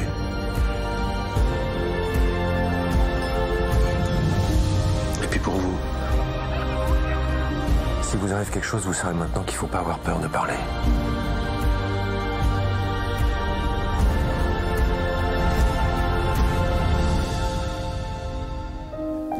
Grâce à Dieu de François Ozon, grand prix du jury à la Berlinale 2019. Alors le résumé, Alexandre vit à Lyon avec sa femme et ses enfants. Un jour, il découvre par hasard que le prêtre qui a abusé de lui au scout officie toujours auprès d'enfants. Il se lance alors dans un combat très vite rejoints par François et Emmanuel, également victimes du prêtre, pour libérer leurs paroles sur ce qu'ils ont subi, mais les répercussions et conséquences de ces aveux ne laisseront personne indemne. Donc un film avec un trio principal composé de Melville Poupeau, Denis Ménochet et Swan Arlo. Raphaël, tu souhaitais commencer sur Grâce à Dieu? Oui, j'ai pas forcément une superbe relation avec Ozon et du coup j'y suis allé avec une petite crainte en plus parce que le film faisait polémique par sa sortie en même temps que le jugement du coup du père Prénat et aussi avec l'affaire qui va avec et avec aussi des manifestations. Moi j'ai adoré le film dans sa structure, donc c'est une structure de passage de relais, effet domino entre 3 personnages, alors du plus bourgeois au plus modeste on va dire, avec des acteurs fascinants. Moi, Ménochet et Arlo sont vraiment très très bons. Melville Poupeau est un peu en retenue et je trouve qu'il est un peu... C'est son rôle qui veut un petit peu oui, ça mais aussi. Je trouve que des fois il pourrait aller plus loin et qu'il n'est pas tout à fait investi, mais bon, je trouve que les 2 autres sont vraiment au-dessus en tout cas. Moi j'ai eu un petit peu de mal étonnamment avec Ménochet, tu vois. Je l'ai trouvé moins bien dirigé et son personnage c'est le moins bien écrit parce que je trouve qu'il passe au tout début il est pas... Et en gros il y a un mauvais truc qui te fait le lâcher un petit peu parce qu'il est très pas d'accord avec le truc et finalement en 2 secondes ça y est. Mais je trouve qu'il est très mal écrit en fait. Enfin moi c'est un des gros problèmes que j'ai avec Ozon, c'est que je trouve qu'il écrit très mal ses personnages et son histoire, parce qu'en fait il est un peu écrit comme quelqu'un d'assez brut, bourru, parfois assez bof quand même dans ce qu'il fait, mais quand on lui dit un truc il change direct d'avis, et alors que je pense qu'un personnage comme ça aurait plus de mal à accepter ses torts, alors que lui, comme vous l'avez dit, on lui dit un truc négatif sur ce qu'il dit, il fait heureusement que vous êtes là, merci, c'est vrai que je dis pas les choses bien. Après c'est pas le personnage qui est mal écrit parce que c'est un personnage qui existe, il a forcément adapté, je veux dire qu'il a forcément adapté, il a pas pris le look de A à Z. Oui non bien sûr, et c'est un problème de réalisation je trouve, voilà, il y a une scène peut-être qui manque où on comprendrait qu'il se souvient. D'ailleurs, pour parler là-dessus, ça me fait la transition. Les flashbacks, je les trouve vraiment bien placés. Ouais, moi j'ai trouvé ça plutôt très bien réalisé. Tu parles des scènes scouts. Oui. Ah non, moi je trouve que c'est... Non, moi j'ai trouvé pour une fois que c'était... Alors, je suis d'accord avec Raphaël, j'ai trouvé que pour une fois c'était assez fin et ça allait, quoi. Ça fonctionne. Moi je trouve que c'était pas mal parce que ça jouait aussi sur le côté muet des scènes, enfin il n'y a jamais de dialogue dans les scènes, et vraiment sur la parole un peu tabou, et que ce passé était vraiment tabou et que personne n'en parlait. Ouais mais c'était là un peu réellement... Pas de dialogue. Moi il le dit pas, viens, je sais pas quoi. Oui, non, mais voilà. Oui, donc faire la prière, finalement. Alors arrête, hein. Même voilà. en plus ça rajoute... Si encore il y avait la partie prix, il y en a pas. Sur 10 minutes, il y a qu'une parole, c'est pas pour non plus faire une scène muette. Comme celle du bon Dieu finalement. Ça rajoute encore plus de gravité au sujet, alors qu'on l'a déjà de base. Là, vu qu'on revient à l'époque et qu'on voit des enfants dans ce type de scène-là, ça rajoute encore plus de gravité, encore plus de trucs. Oui, mais c'est fait avec une certaine distance. Bon, on va pas rester non plus sur les flashbacks pendant 10 ans, mais je pense que ça a été... Je viens de dire, on va pas rester là-dessus, mais pour rester là-dessus. Pour conclure là-dessus, voilà. Moi, je pense que ça a été fait pour que Ozon nous dise clairement, ils mentent pas, ça a vraiment été fait, regardez, ça s'est passé comme ça. C'est plus pour ça que ça a été fait, je pense. Voilà. C'est une bonne raison, même si c'est mal fait, mais c'est une bonne raison. Bah tiens, Gaël qui a la parole, tu peux y aller sur Grâce à Dieu. Bah, moi je trouve que le sujet était intéressant, le projet pourquoi pas abouti. Les comédiens, moi je trouve qu'ils sont plutôt bons, même si ils sont un peu mal dirigés ou il manque des scènes effectivement. Et les relations sont intéressantes, je trouve surtout Alexandre et sa femme, j'ai bien aimé leur relation. Mais après je trouve qu'alors que le film n'a pas du tout de point de vue, que forcément ça condamne la pédophilie, etc. Mais c'est neutre, c'est objectif, c'est bizarre. Je pense que comme il avait voulu faire un documentaire, il n'avait pas de point de vue à lui. Enfin voilà, moi je trouve que c'est vraiment très très plat, qu'il n'y a pas d'intérêt en fait de film, et qu'il n'y a pas de vrais personnages, et que même s'ils sont adaptés, du coup ils sont mal adaptés, que les dialogues sont aussi super écrits. Enfin c'est bizarre, je trouve qu'ils parlent tous de façon trop satisfaisante, on comprend super bien leurs phrases, ça va jusqu'au bout de ce qu'ils veulent, etc. Alors que c'est pas du tout dans la réalité. Après, j'aime beaucoup Melville Poupeau, donc ça fait que voilà, ça arrondit ça un petit peu les angles. Mais je trouve que c'est vraiment une mauvaise enquête. Enfin, il n'y avait pas vraiment d'enquête. C'était un peu... c'était hyper plat et très ennuyeux. Et du coup, j'ai préféré Cache Investigation sur la même affaire. Enfin, moi, je vous conseille le Cache Investigation sur cette affaire parce que c'était vraiment passionnant. C'est drôle parce qu'il me semble que le directeur des cahiers nous a dit ça aussi, hein, c'est pas ça? Ou alors il faisait un amalgame. Putain, je vais aller dans la cahier. Non, mais c'est elle la directrice en fait, on savait pas. Et toujours qu'on est avec eux là.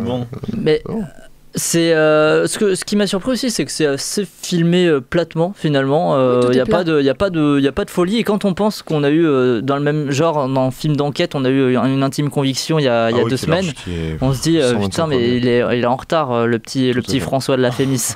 Maxence, Grâce à Dieu. Je trouve que c'est difficile aussi de parler d'un tel film parce que le sujet est quand même très sensible. Du coup, on a l'impression que si on va en parler ou quoi, on va tout de suite dire oui, mais attends, t'as vu de quoi ça parle et tout machin, ça dénonce tel truc et tout. Et là, donc, on parle vraiment, j'ai vraiment envie de parler de forme plutôt. Oui, de cinéma, quoi. Exactement. Et c'est vrai que le problème du film, déjà dès le début, ce qui m'embête beaucoup, c'est les voix off en fait. J'aime beaucoup les voix off, mais là, c'est une accumulation. C'est un joli groupe, c'est vrai, j'adore les voix.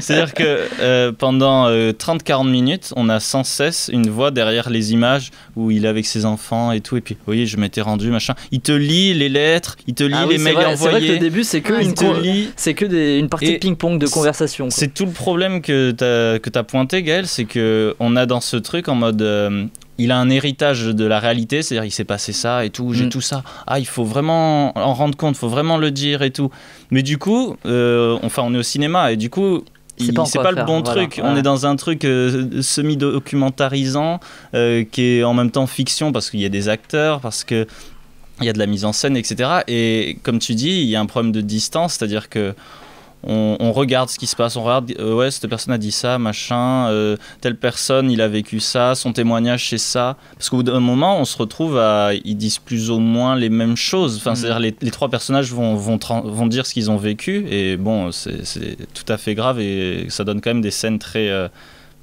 qui mettent un peu mal à l'aise quand même, sacrément même.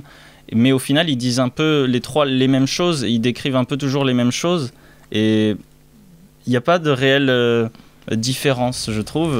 Et par contre, ce qu'on peut trouver intéressant, c'est effectivement ce passage de relais entre ces 3 personnages. Ouais. Je pense que c'est l'idée forte du film. Mais imagine-toi les liaisons dangereuses adaptées avec des mecs qui lisent à l'oreiller chaud derrière l'eau de la ça serait chiant. Au niveau de l'enquête, justement, je trouve que c'est ça qui est un problème, c'est que le mec, il avait une mine d'or. Et que pour moi, il n'en a rien fait parce que, justement, quand on regarde Cache Investigation, on apprend tellement plus de choses et c'est tellement plus sur l'église en général, etc. Et en plus, ce que veulent les personnages du film. Donc, c'est d'autant plus dommage d'en apprendre pas beaucoup finalement. Enfin, je trouve que c'est pas beaucoup finalement ce qu'on apprend. Vincent, vas-y, fini, vas-y, Maxence. Juste pour dire que c'est aussi c'est très long. Ça finit par être très long. 2h15. Ouais, c'est vrai. Moi, personnellement aussi, la partie de Denis Ménochet, elle est très peu intéressante, je trouve. Et ça devient vraiment pénible à la longueur parce qu'on se demande, bon, qu'est-ce que ça ajoute au bout d'un moment ? Est-ce que ça aurait pas pu être plus rapide aussi ? Et à partir du moment où on se dit qu'un épisode de The Cinema Show est plus rythmé que Grâce à Dieu, c'est bien qu'il y a un problème. C'est parce qu'on est là aussi. Vincent. Moi j'ai presque le même avis que Maxence en fait. Je trouvais ça long. Merci. En fait, le côté épistolaire, alors au début je me suis dit oula ça va me saouler, puis après 2-3 lettres je commençais à trouver un peu l'intérêt parce que ça creuse un peu les personnages, leurs ressentis et puis l'histoire. Et puis au bout de la 27e, 28e lettre, je sais plus. Trouver le désintérêt finalement. Voilà, là j'en avais marre quoi. Je trouvais ça beaucoup trop long. Dans l'ensemble, j'ai quand même pas trop mal aimé le film. J'ai trouvé ça très touchant et même brisant des fois. Vraiment, ça me mettait mal ne serait-ce que d'imaginer que c'était possible. Mais voilà, j'ai trouvé ça long. Et puis c'était, comme ça a déjà été dit avant, il y avait un peu trop d'accumulation de tragédie sur du drame, sur de la tragédie, et notamment avec justement le frère dont on parlait tout à l'heure qui s'énerve. Ouais. En off, on en parlait. Ouais, ça sert pas plus que ça de le mettre là. Il rajoute à l'histoire pour pas grand chose, et je trouve que du coup ça perd en crédit. Ça décrédibilise le reste. Pareil avec le père du 3e personnage dont j'ai oublié le nom qui est Sonarlo, Emmanuel. Ouais, c'est ça, Emmanuel, qui lui dit victime, c'est un gros mot et tout. Voilà, c'était un peu des messages qui t'envoyaient à la figure de manière très obvious quoi.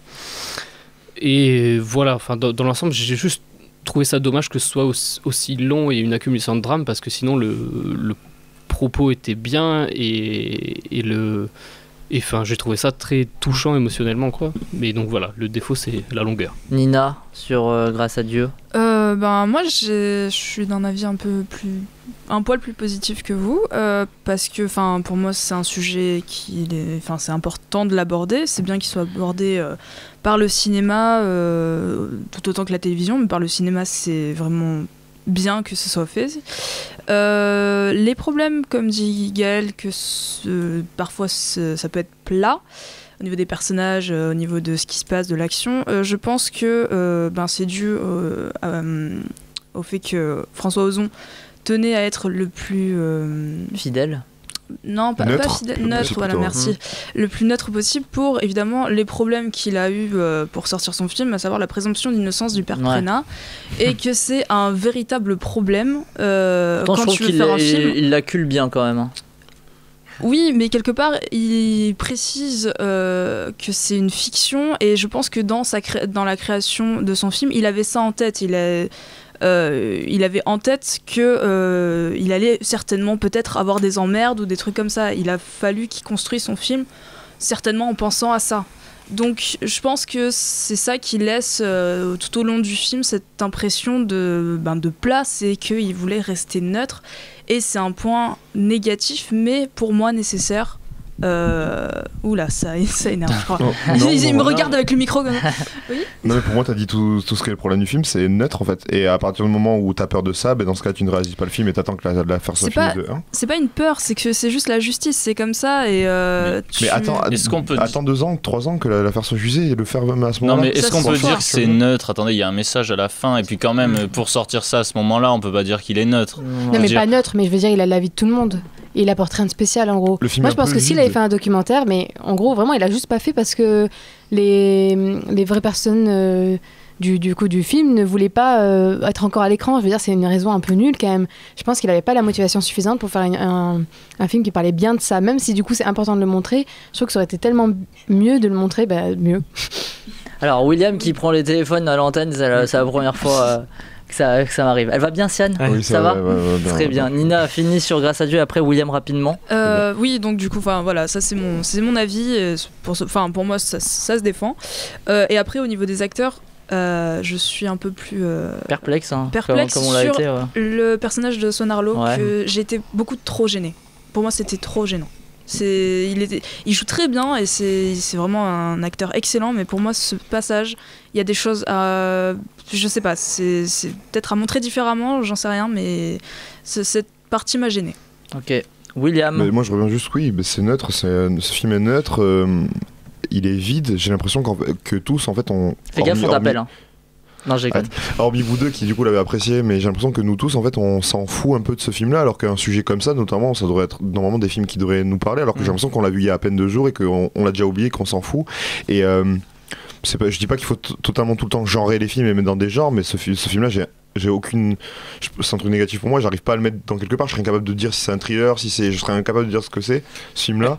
Et après moi je reviens sur de François. Mais c'est marrant que t'en parles parce que moi depuis tout à l'heure vous en parlez comme une enquête, moi je l'ai pas vécu comme ça. C'est un drame. Non mais vous en parlez de l'enquête, mais moi je l'ai vraiment, ce qui m'importait c'était pas l'enquête, c'était vraiment de savoir comment ils vivaient ça, d'apprendre.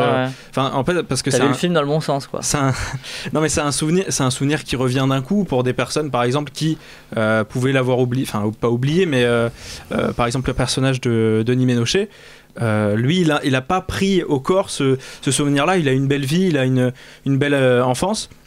Sauf ça vraiment, mais du coup il a pu l'oublier et du coup j'aimais bien l'idée de savoir comment ils ont vécu chacun alors. Ça voilà, donc c'est ça qui m'a intéressé. On va devoir arrêter ici sur Grâce à Dieu. Tu voulais ajouter un petit truc, c'est ça? Non, juste que je trouve que Vincent Ozon je suis cool, je suis un mec cool, tu vois, comme Camerade, je suis cool. Non, que juste que François Ozon, c'est un truc personnel, mais moi je rentre pas du tout dans ce film et que je maintiens qu'il a un gros problème d'écriture au niveau de ses personnages et de ses scénarios, hormis pour 8 femmes. Voilà. Très bien, c'est déjà l'heure des tops de la semaine, on passe au top. On commence par le top 1 de chaque chroniqueur. Gaël, ton top 1. Chant du loup. Nina. Chant du loup. Grâce à Dieu et le chant du loup. Chiant. Hein. François Bayrou, c'est pas possible. Vincent. Le chant du loup. Maxence. Le chant du loup. Et William. Le chant du loup. Vous avez vu Black Snake aussi cette semaine. Vous pouvez en parler rapidement. Bah voilà, on en a parlé, on a dit qu'on avait vu Black Snake. Voilà, on a vu Black Snake. Donc c'était pas génial quoi. À l'inverse de quelque chose qui est super génial, La Grande Aventure Lego 2, non? Oui, non, c'est moins bien que le premier. C'est moins bien que le premier, mais moi j'ai trouvé ça super sympa quand même. En fait, c'est pas super génial. Non, pas super génial, non, super sympa. Le seul problème, c'est que comme on sait qu'il y a un fond de vérité, on la cherche et du coup, il y a des choix qui sont pas trop compréhensibles vis-à-vis de la réalité. Bah, après, je trouvais qu'il y avait ce côté méta et tout, était toujours aussi drôle. Et puis Bruce Willis, voilà, Bruce Willis, c'était voilà. Ok, très bien. Classement de la semaine, 3ème, La Grande Aventure Lego 2 de Mike Mitchell et Trisha Gum. 2ème, Grâce à Dieu de François Ozon. Et premier, bon, bien sûr, quasi à l'unanimité, hein, même si Raph, tu l'as mis premier, mais Le Chant du Loup d'Antonin Baudry. Qu'on vous conseille vraiment fortement. Ce soir, c'est Gaëlle qui va nous parler d'une femme qui n'a pas demandé la permission de faire du cinéma dans Divine. C'est parti. Je suis cinéaste, universitaire et réalisatrice. J'ai envie d'être une actrice hors du commun. Somehow, it's important for us women to celebrate women. J'essaye de faire des films comme je les sens au moment où je les sens. Il faut mettre beaucoup plus de gens décisionnaires, que ce soit des femmes. This is what I want. This is what I need. This is what I desire. Divine, celles qui n'ont pas demandé la permission. Une chronique des anémones. Vous l'avez peut-être vu dans la célèbre série américaine sur des femmes prisonnières aux États-Unis qui portent une certaine couleur représentative du milieu carcéral, Orange is the New Black. Laverne Cox est une actrice et productrice américaine née supposément en 1984 en Alabama aux États-Unis. Laverne a un frère jumeau avec qui elle est élevée par une mère seule. L'actrice a une enfance très rude due au harcèlement homophobe qu'elle a subi par les bullies et autres élèves de son école. Mais Laverne Cox remonte la pente et prend des cours d'art, puis des cours d'art dramatique afin d'apprendre l'acting à New York. Elle commence au même moment une transition qui fera d'elle la femme qu'elle est aujourd'hui. C'est dans les années 2000 que la téméraire Laverne Cox signe ses premiers contrats d'actrice, certes dans des productions méconnues, mais dans des productions quand même. L'actrice en parallèle se produit en tant que drag queen dans un cabaret. Laverne Cox n'en reste pas au petit rôle dans le monde impitoyable de l'audiovisuel, puisqu'elle devient en 2010 la première femme trans afro-américaine à présenter, mais aussi à produire, sa propre émission de télévision. Ça s'appelle Transform Me. Ce programme consiste à relooker et accompagner les personnes trans. Et bien sûr, la divine actrice ne s'arrête pas là, puisqu'elle enchaîne un second rôle dans le film Musical Chairs, pour lequel elle fut récompensée. Puis arrive le moment qu'on attend toutes et tous. Le moment Orange is the New Black, une série Netflix qui a remporté et remporte encore un grand succès public et critique. Beaucoup d'actrices, beaucoup de communautés et beaucoup de libérations sont présentes dans la série, mais Laverne Cox a su se démarquer. En effet, en 2014, elle devient la première actrice ouvertement trans, et afro-américaine d'ailleurs, à être nommée dans la catégorie meilleure invitée dans une série comics aux Emmy Awards. 2014 semble être l'année du succès, puisque tous les médias se l'arrachent, comme on dit dans le jargon journalistique, pour faire la couverture des magazines. Elle est la première femme trans à faire la couverture du magazine Time. Elle sera même quelques années plus tard la première femme trans à avoir sa statue au musée Madame Tussauds. Plus important encore, elle produit cette année-là un documentaire, Laverne Cox Presents, The T-Word, faisant le portrait de personnes trans âgées de 12 à 24 ans. Un documentaire qui sera récompensé. Je ne veux pas casser l'ambiance, mais il faut rappeler que les oppressions sont très lourdes pour la communauté LGBTQIA+, et notamment les personnes trans. En 2017, aux États-Unis, 44% des homicides LGBT-phobes ont été commis sur des femmes trans. De plus, les femmes trans racisées sont encore plus visées. Il y a d'ailleurs eu 19 meurtres sur des femmes trans noires la même année. Laverne Cox est une femme très engagée. L'actrice n'hésite pas à sensibiliser la population sur la communauté trans et ses difficultés à vivre dans notre société oppressive en multipliant les conventions et les discours. Elle reçoit d'ailleurs un prix récompensant sa lutte pour faire reconnaître la communauté trans, un GLAAD Award. En plus de continuer sa carrière d'actrice, avec des choix audacieux comme reprendre le rôle du docteur Frank-N-Furter dans le remake du film The Rocky Horror Picture Show, Laverne continue sa carrière de productrice de documentaires avec Free Sissy sur la vie de Sissy MacDonald, une femme trans incarcérée dans une prison pour hommes pour s'être défendue face à un homme transphobe. Laverne s'essaie aussi à plusieurs autres séries en tant qu'actrice qui ont plus ou moins de succès, notamment la série Spirited, produite par Elizabeth Banks, qui lui propose alors le rôle principal. Je vous ai dit jusque-là la vérité, rien que la vérité, mais je reconnais avoir omis une facette de la talentueuse Laverne Cox, une facette de plus me direz-vous, puisqu'en plus d'être actrice, drag queen, présentatrice, productrice et ambassadrice, Laverne Cox est chanteuse. Elle sort son premier single en février 2018 et rencontre un succès aux États-Unis notamment. Prochainement, si ce n'est déjà fait, vous pourrez voir Laverne Cox dans un des rôles principaux de la nouvelle série comique et SF de Jordan Peele. La série vient de sortir sur YouTube Premium et s'intitule Weird City. C'était l'histoire de Laverne Cox, une cinéaste qui n'a pas demandé la permission d'être celle qu'elle a toujours voulu devenir. Vous venez d'écouter Divine, la chronique sur les femmes qui ont marqué le cinéma. Chaque semaine, on viendra vous présenter une cinéaste, qu'elle soit réalisatrice, actrice, productrice, scénariste ou encore directrice de la photographie. Car si le cinéma est un monde régi par les hommes, de nombreuses femmes talentueuses n'attendent pas qu'on leur donne la permission pour contribuer au 7e art. Merci Gaëlle, c'était très chouette comme il y avait déjà écrit sur ma fiche, tu vois, j'ai écrit les commentaires à l'avance. Trop cool. Avant de passer au quiz, on reçoit ce soir Salomé, Margot et Nils qui vont nous présenter Paul va au cinéma. Tiens Nils, tu peux t'installer là, tu seras beaucoup mieux ici. Merci. Donc Paul va au cinéma qui aura lieu du 11 au 15 mars prochain. Bonsoir vous trois. Vous pouvez prendre les micros, n'oubliez pas de parler dedans, c'est très important. Du coup, est-ce qu'il y a un de vous qui peut nous présenter un peu déjà qu'est-ce que Paul va au cinéma pour ceux qui ne connaissent pas? Paul va au cinéma, c'est un festival de cinéma étudiant et presque totalement gratuit qui se passe en général sur la fac de Paul Valéry, donc la fac de lettres. Et donc ça regroupe une compétition de court-métrage qui essaie d'encourager les étudiants puisque c'est des courts-métrages universitaires seulement. Et il y aura un prix du jury qui sera remis par des professionnels du cinéma du coup. Et un prix du public et un prix de cinéma show aussi. Je viens d'apprendre là. Quand on va remettre un prix là. Oui, merci d'ailleurs. On est très heureux de faire ça. On est très heureux aussi pour les catégories fiction et documentaire. Parce qu'après, il y a une catégorie expérimentale hors compétition. Hors compétition, d'accord. Voilà. Et donc ça aura lieu quand? Ça aura lieu le mardi soir à 16h. Enfin, le mardi, fin d'après-midi. Ouais, toi, le soir, ça commence tôt pour toi. Hein. Le mercredi, à 16h45, c'est la catégorie documentaire. Le mardi, c'est la fiction.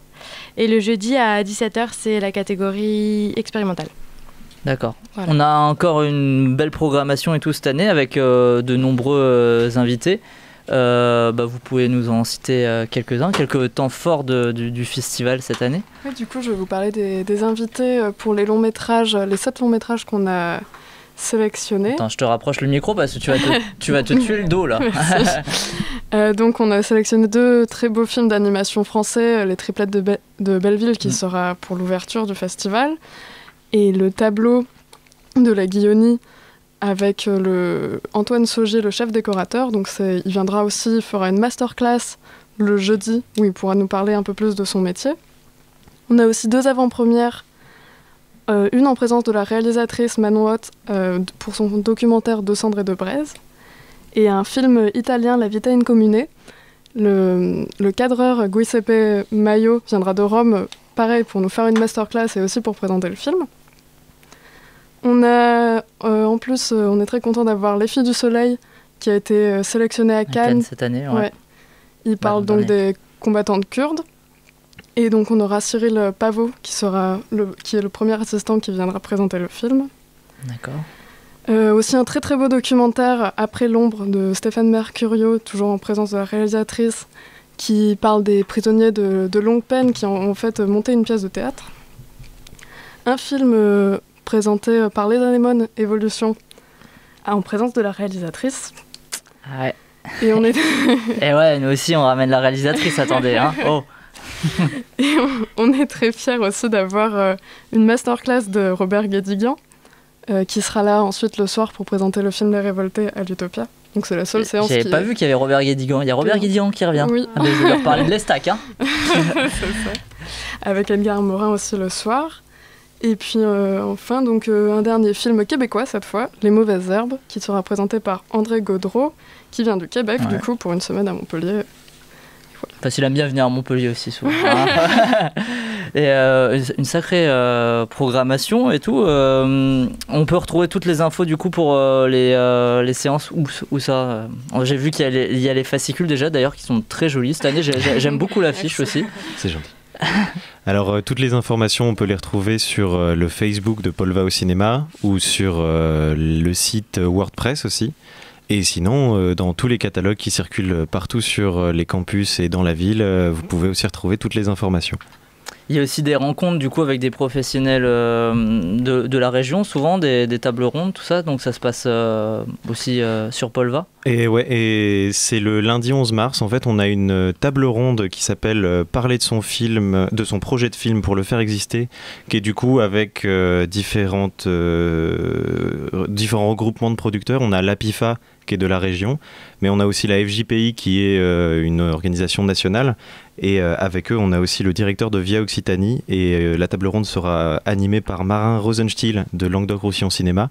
Et en fait, du coup, ils font cette table ronde parce que juste avant, en fait, ils recevront 10 personnes qui ont candidaté, qui ont été sélectionnées pour présenter leur projet de film du coup à ces producteurs qui viennent donc de la région, mais aussi du reste de la France, pour parler en face à face, un petit peu une sorte de speed dating pour présenter son projet, à laquelle il me semble que tu as participé l'année dernière, Simon. Ouais. Et du coup voilà, ce sera suivi à 17h30 d'une table ronde avec du coup tous ces invités qui vont nous parler donc de leur travail et de ce que c'est que de dénicher les jeunes talents. Très bien. Il y a un concert aussi, parce qu'il y a des activités extra-cinéma. Oui, on essaye de regrouper pas mal d'arts différents. On a une expo photo aussi qui se déroulera pendant tout le festival.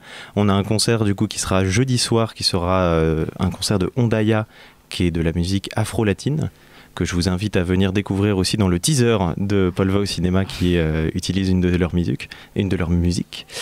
Et sinon, on a aussi des projets qui regroupent de la danse, du théâtre, mais ça c'est un projet un petit peu secret que vous pourrez découvrir pendant la soirée d'ouverture. On n'a pas le droit d'avoir l'exclu là. Non, je suis désolé, on doit garder le secret, mais c'est quelque chose d'assez exceptionnel. D'accord, donc du 11 au 15 mars prochain, essentiellement du coup dans Saint-Jean-Moulin de Paul Valéry pour les projections. Ok.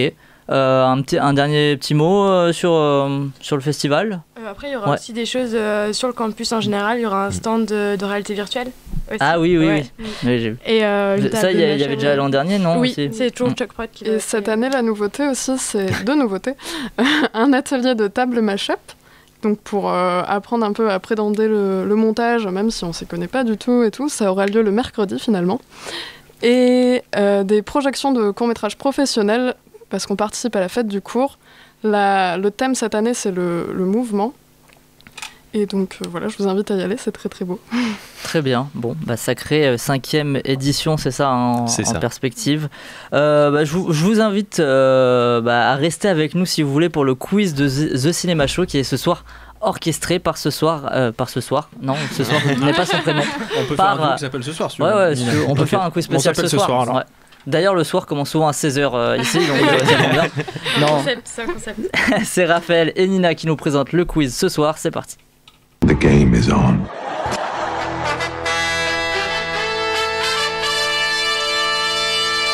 It's gonna be legendary. C'est la mer noire. C'est votre ultime bafouille. I am sure, et alors I am tout à fait sure, que j'ai raison et que vous avez tort. Oh my God. What? No. Oh, how much? Anyway, lead on. Allons-y. Alors, ce quiz, je crois que c'est le quiz avec le plus de membres, de participants, je crois qu'on a fait. C'est la folie là. Donc on va faire 3 équipes. Alors Polva, donc avec Nils, Salomé et Margot et Simon, du coup feront un groupe. Moi je travaille à Polva au cinéma. Non. Et le deuxième, du coup, ce sera Gaël et William. Et le troisième, Maxence et Vincent. Tout le monde est là, tout le monde est bon? Tout le monde est là. Ok. Alors la première question, il faut trouver donc le titre du quiz. Oui, c'est vrai, ça commence par ça. La plupart du temps, c'est en rapport avec les films de la semaine. Je vous rappelle, Grâce à Dieu et le chant. En gros, ils vont faire un jeu de mots avec les titres. Donc ça peut être Grâce à quiz ou le quiz à Dieu, mais je sais pas. Et on a une proposition. Le quiz du loup, ça peut être aussi. Je sais pas il y a quelque chose qui. Est-ce que vous avez des idées? Oui, le chant du. Non, on n'a qu'une proposition. Grâce au quiz, ouais, mais ils vont changer très vite. Alors, le chant du quiz. Bon, on reste sur ça. C'est le chant du loup et Grâce à Dieu. Donc ils ont fait un jeu de mots à base de quiz avec. Grâce au quiz. Grâce au quiz. Bon, on dit quoi? Le chant du quiz. Le quiz du loup. Et alors, c'est l'équipe de Gaël et William qui ont le point. Parce que tu l'avais, Salomé. Je le donne, j'avais marqué grâce à quiz. Ah, en plus, j'ai dit ça. Mais en vrai, j'ai dit ça à William et il m'a dit grâce au quiz. Ça marche aussi. On peut pas l'avoir, nous aussi. Non, ça marche pas. Donc... on s'est dit que t'allais pas changer 2 mots. Non, même, voilà. Et donc je donne aussi les capitaines, parce qu'il y a tout le temps un capitaine ou des capitaines pour l'équipe de Polva et Simon, donc ce sera Polva. Et donc Gaël et William, ce sera Gaël. Et l'équipe de Maxence et Vincent, c'est Maxence. On passe du coup à la musique de film, donc prenez vos casques. Dans quelle œuvre on entend cette chanson, cette musique? Black Panther.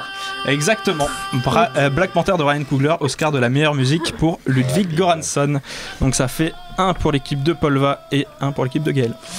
Donc on passe à la question qui aura plusieurs propositions, écoutez bien. Les films d'horreur, encore un genre bien absent lors de ces grandes cérémonies annuelles que sont les Césars et les Oscars cette année.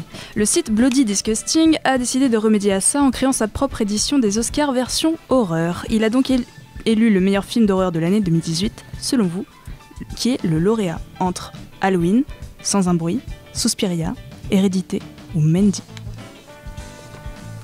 Le meilleur c'est lui, après est-ce que c'est ceux auxquels ils ont donné un truc? C'est au quoi pour faire. Je l'ai pas vu mais je pense que c'est ça parce qu'il a été beaucoup de gens. Nous on dit Hérédité. Pourquoi il était pas là, tout ça. Bah vas-y. Nous on part sur Hérédité. Ouais. Ok. Le dernier groupe, Maxence et Vincent. Vous avez dit quoi, pardon? Hérédité. Vous avez tous dit Hérédité? Il y a autre chose pour le principe. On dit Hérédité. Sans un bruit. Non, tu le dis du coup. Donc. Oula, Nina, t'as un petit peu méprisé. Mais bon. Aïe, c'était Hérédité. Hérédité de Harry Ça c'est les idées de Vincent. Mais on n'est pas des moutons. C'est ça qui compte, ok? Maxence, tu t'es fait influencer par un inconnu. Non, je l'écoute, là, il a sorti des critiques, ça, c'était bien. Alors, on passe à En or ou en bois, on va vous dire des faits, il va nous falloir nous dire si c'est vrai ou faux. Le premier étant la projection de Grâce à Dieu à la Berlinale, comportait aussi le carton « Ce film est une fiction basée sur des faits réels ». Vrai ou faux? J'ai pas compris, je pense. C'est au début du film, là, on est d'accord, c'est au début du film. Est-ce que pendant la projection à la Berlinale, il y avait déjà ce carton? Il y avait déjà ce carton-là. C'est tellement bizarre comme phrase que... Parce que le pro... Je rappelle qu'il y a 2 pour l'équipe de Polva et 2 pour l'équipe de Gaël. Et l'équipe de Maxence a 0 points. Maxence, il faut se réveiller quand même. Je laisse courir devant parce que tu vois. Un petit bois. Un bois, mais qui est quand même un boiseau. Un bois un peu, tu vois, orné de voilà. Un bois doré. Celui que tu jettes à ton chien quand même, tout petit bois. Non, moi je dis c'est faux. Nous on va dire vrai du coup. Alors vrai pour l'équipe de Maxence et vrai pour l'équipe de Non, faux pour nous. Allez, ça va aller. Raphaël, tu peux le faire. Gaël et Maxence, vous dites faux tous les deux. Et du coup, ok. Et c'était vrai, François Ozon avait anticipé la réaction du père Prénat. Le tribunal estime par ailleurs que Grâce à Dieu contribue à alimenter ce débat de manière non manichéenne et avec subtilité. Mais c'était bizarre cette question aussi, c'est la réalité. Enfin, je comprends pas. Deuxième En or ou en bois, pour tourner Le Chant du Loup, les acteurs ont suivi un apprentissage intensif d'1 semaine avec des soldats pour apprendre le langage sous-marinier dans une reconstitution d'une salle de commande de sous-marins montée en studio. Vrai ou faux? Bah, je sais pas si ça se trouve ils l'ont fait sur le terrain réel, c'est ça le truc. Ah, ça peut être des petits détails comme ça. Ouais, c'est des fourbes. Hein. Donc on dit faux. Par contre, la prochaine fois, dis-le plus tout. En or. Ouais. Donc faux. Non, en bois parce que. En bois pour nous. Plus d'une semaine. Merde. Eh bien, c'était faux. Merde, parce moi j'ai cru que voir ça. François Civil, Omar Sy, Mathieu Kassovitz et Reda Kateb ont vécu chacun une journée complète en mais là, immersion dans la vraie. à la profondeur maximale qu'un sous-marin peut atteindre, profondeur confidentielle. Oui, mais ils ont aussi fait un entraînement. En plus. Laisse-la oui, mais finir. pas dans un studio. Elle a pas donné la permission. Elle avait dit dans un studio. C'est un petit peu bizarre, je trouve. Un petit peu bizarre. Donc je relirai à studio, mais la formation était en immersion réelle. Ça vous dérange pas si vous partagez votre micro parce que nous, c'est vrai. 4, oui, non, mais c'est bien, c'est bien. Merci. Du coup, je redonne les scores. Donc 4 pour l'équipe de Polva, 2 pour l'équipe de Gaël et 1 pour l'équipe de Maxence. On passe à la troisième En or ou en bois. Donc Disney préparerait une série d'animation sur des méchants Disney. Finalement. La news la plus commune du monde, j'ai l'impression. Ça fait 30 ans. Pourquoi il la mettrait si c'était faux? Tu vois ce que je veux dire? Non, mais quel intérêt? On dit quoi? On sait pas avec ses surnois. Ouais. Bon bah on dit vrai hein. Vrai. On n'est pas des moutons, nous, on va dire faux. Écoute, là c'est parce qu'on a la réponse, on dit vrai. Et c'est vrai, la série s'appellera Disney Violence et sera disponible sur Disney+, donc en 2020, donc le site de streaming de Disney. Ils vont se démerder pour en faire des gentils, c'est méchant, je pense. C'est possible, c'est possible. Alors, dernière en or ou en bois, Alfonso Cuarón est le deuxième réalisateur à obtenir la statuette de la meilleure photographie pour Roma, après Guillermo del Toro qui l'avait reçu en 2007 pour le film Le labyrinthe de Pan.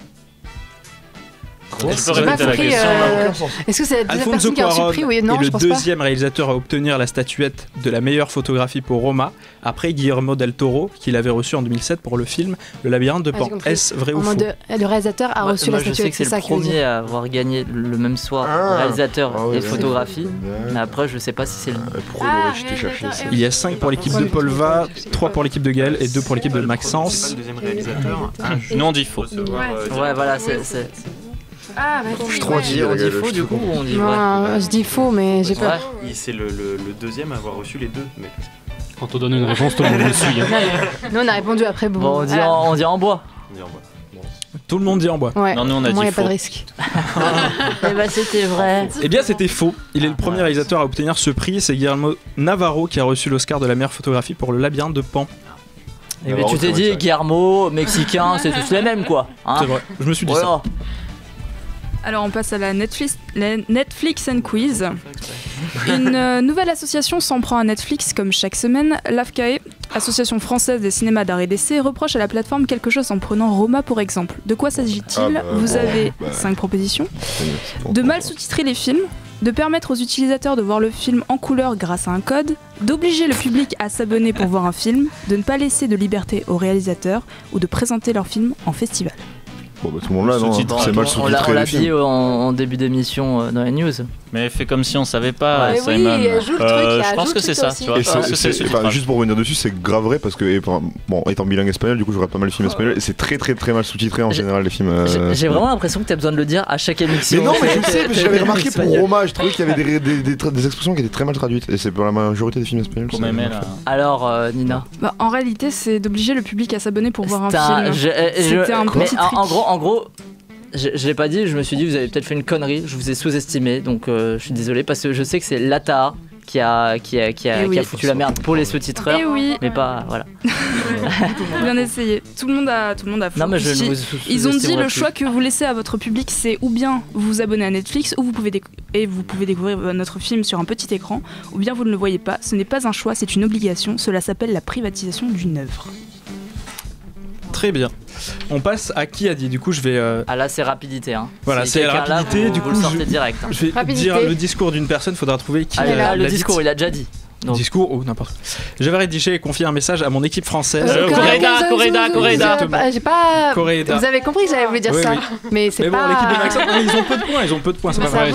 Et Okazu Coréda qui regrettait que son message n'ait pas été lu après. Donc, il a reçu meilleur film étranger. Donc ça fait 4 pour l'équipe de Gaël et Maxence et 6 pour l'équipe de Polva. On passe au qui suis-je. Du coup, on va vous faire deviner. Raphaël Laurent. C'est en vrai pas mal. un point. On va vous faire deviner quelqu'un, il faudra retrouver. Alors, je suis né dans une famille de classe moyenne, même si mon père, banquier, a fait faillite à mes 6 ans. Adolescent, j'ai fait 2 voyages en Afrique et en Europe qui vont me marquer à jamais. J'étudie la communication et deviens animateur d'une émission de rock sur WFM en 84 avant de devenir son directeur en 86. Je deviens compositeur de musique de 6 films de 87 à 89 avant de rentrer dans une école de théâtre sous la direction de Paul Henny. En 1990, je crée ma boîte de production Zeta Films qui devient vite incontournable dans mon pays. En 2001, je réalise une pub de BMW avec Clive Owen dans le cadre d'une série de publicités réalisée entre autres par... Oui, bon, voilà. Et Alejandro González Inarritu qui sera le président du jury du festival de Cannes. Tout à fait. Merci BMW. Alors on passe à la social network, donc c'est un peu pareil que qui a dit, mais du coup ça sera un post Facebook ou Twitter. Alors ce serait bien si Spike Lee pouvait lire ses notes, ou mieux encore ne pas avoir tout à fait Donald Trump Du coup, qui réagissait du coup c'est quoi la pute en Le entier? mec, il a même pas Twitter, il a même pas Instagram, et c'est ça, il est chiant. Il a pas de vie, hein. C'est fou, ça. Exactement. Du coup, Exactement, il a pas de vie. C'est vrai. La preuve, j'étais chez Raph ce matin. Hein. Ça, c'est pas avoir de vie, tu vois. Donc, la Sherlock Holmes, c'est une question à 3 points Ça, là, il faudrait gagner. et de rapidité qui, en gros, décrit un crime ou qui parle Entre d'un guillemets. crime, entre guillemets, qui parle d'un crime ou qui évoque une affaire en tout cas. De famille, Coréda. Coréda, exactement, 6 points. Et donc le plus rapide qui trouve la solution gagne 3 points. Une personnalité a quitté le casting du prochain film du studio Skydance Animation, Luck, de Alessandro Carloni, suite au recrutement de John Lasseter par le studio. Oui. Dans une lettre Rashida ouverte, Jones. Non, elle dénonce la situation qui oblige les employés à travailler avec... Emma Thompson. J'ai dit avant. Arrête, En même temps alors, Emma Thompson. J'ai dit en même temps. Arrête. Il s'agit en effet d'Emma que c'est Emma Thompson. Je pense que c'était Simon en vrai. Même dénonce si je le trouve recrutement. que William, C'est quoi de la VAR, la VAR? Est-ce qu'on fait un 50-50? On a fait en même temps le un point et demi, un point et demi. honnêtement, c'est Simon qui Ça l'a peut dit être en pas mal. premier. Bon, très bien. Mais pourtant, je suis avec toi, donc c'est vraiment que je Florent, dis. qu'est-ce Je que donnerai c'est pas à ça, ceux qui sont Arnaud, restés silencieux. Qu'est-ce que vous dites en régie là? Je vais Il y en a donner les qui ont pas points. crié. Ah non, il veut pas se mouiller, hein, donc. Il veut pas avoir de problème avec les bilingues. Il veut pas avoir de problème avec les bilingues. Hein? Je vais donner du coup les points. Donc Attends, ensuite en raisonnement tout à l'heure, on a donné un point à Maxence parce qu'ils avaient moins de points, et là on donne un point à ceux qui en ont plus. Non, c'est pas parce qu'on a moins de points, parce qu'on a eu juste. Personne de ton Qu'est-ce qu'il équipe a dit dit que c'était l'autre, donc moi je. Bah oui, mais la personne de mon équipe sort avec la personne le chef de notre équipe. Oui, mais c'est pour faire gagner vos invités.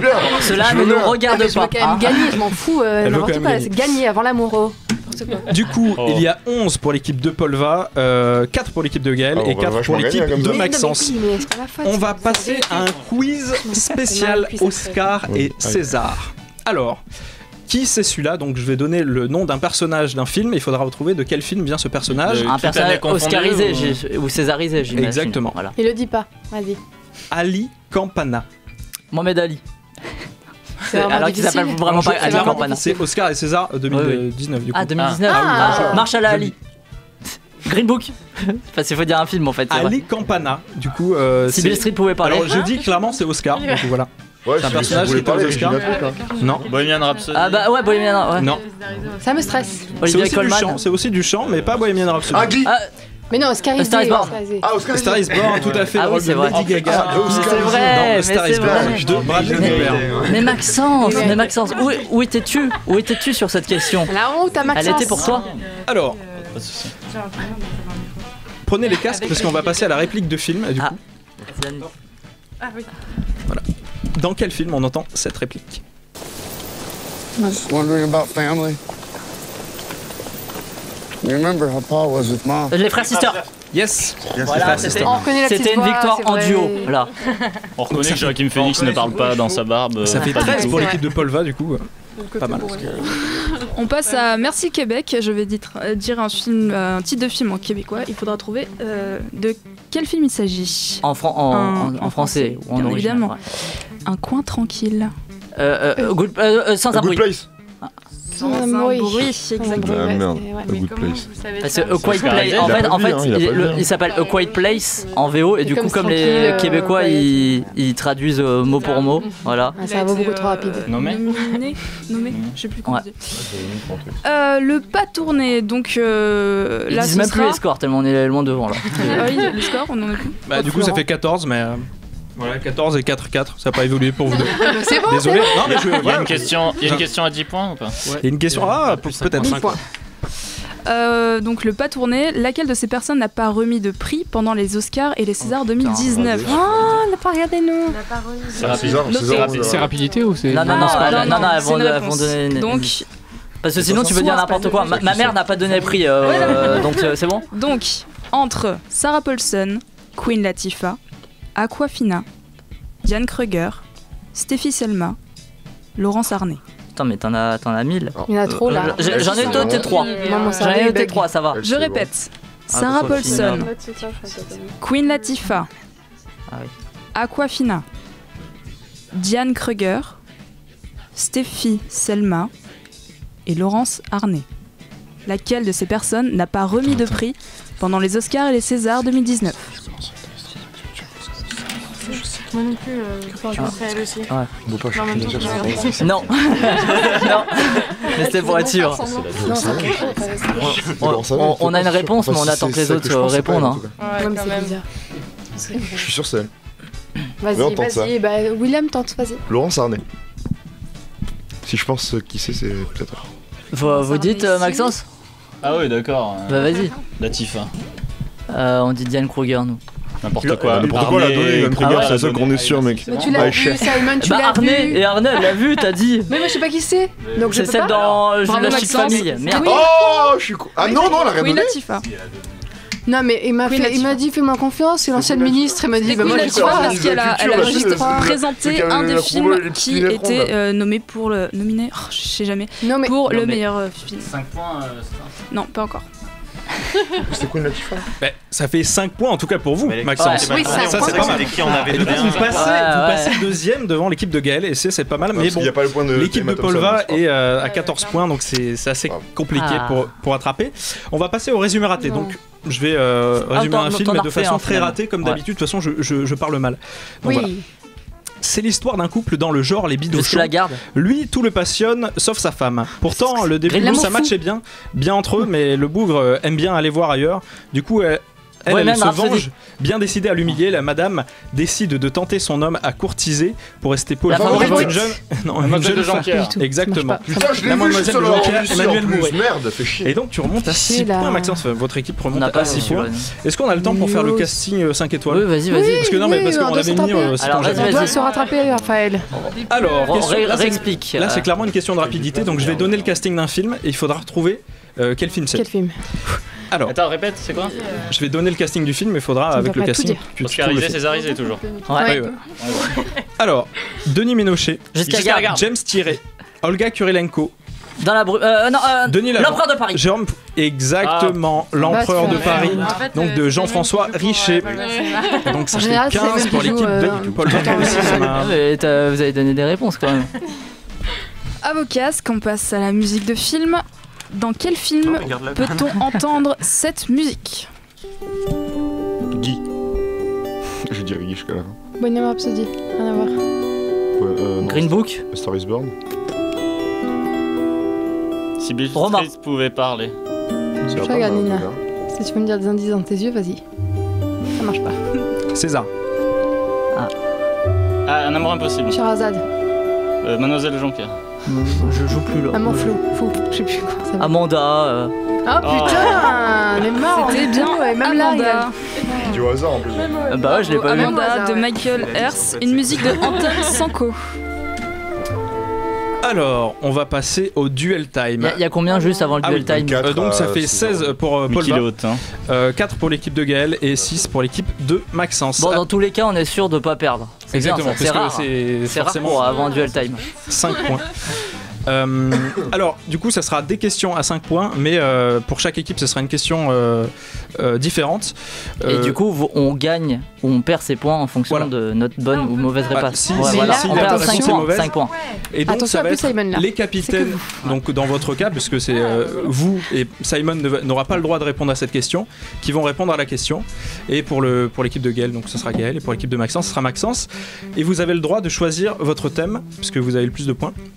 Alors il y a 3 thèmes, maîtresse de cérémonie, des plats ou spectateur. Oh putain. Des plats, c'est pas le truc à manger, hein, c'est Alexandre, je pense. Regarde le mec, il est méprisant quoi. Moi, pas la première, je sais plus. Pas maître de cérémonie. Spectateur, Spectateur du coup? Non, je sais pas, vas-y. Allez, ça part. Alors, Je pense spectateur. qu'elle est pas évidente celle-là. Mais... Combien de spectateurs ont regardé les Césars de 2019 2,4 millions de spectateurs, 2,1 millions de téléspectateurs, 1,6 million de téléspectateurs, 1,4 million de téléspectateurs. Attendez, je vous les renote. 2,4, 2,1, 1,6, 1,4. Les Césars. Les Césars, ouais, les Césars. De 2019. T'as pas entouré un Et truc seulement comme la ça, télévision, pas les lives ou autrement. Non, non, vraiment. Moi, je t'aurais donné jamais en plus. Ah, moi aussi, je pense ça à chaque fois, et ça ne marche pas souvent. Ah merde. Non, mais après, Moi, quand je fais un truc comme ça, je mets jamais le plus haut ou le plus bas, tu vois. Qui c'est qui a fait le quiz Ah, ça, c'est pas moi. C'est important. Dans l'équation. Allez, faut choisir une équipe. Faut choisir la réponse de 2,7. 2,1 Ouais, 2,4, 2,1. Allez, 2,1. Ok, très bien. C'est bon. Du coup, la deuxième équipe à avoir le plus de points, c'est vous, Maxence. Alors, vous choisissez quoi entre Desplat et maîtresse de cérémonie? Desplat, c'est Alexandre. C'est peut-être Desplat. Qu'est-ce que mangent les gens qui gagnent au Fouquet's. Qu'est-ce qu'ils mangent au Fouquet's? Alexandre Desplat. Ok. Alors, seul français en course cette année, le compositeur Alexandre Desplat est régulièrement nommé aux Oscars. Avec L'île aux chiens, combien de nominations a-t-il eu? 5, 7, 9 ou 10? Je parle bien de nominations. Donc t'as dit 5, 7, 9 ou 10.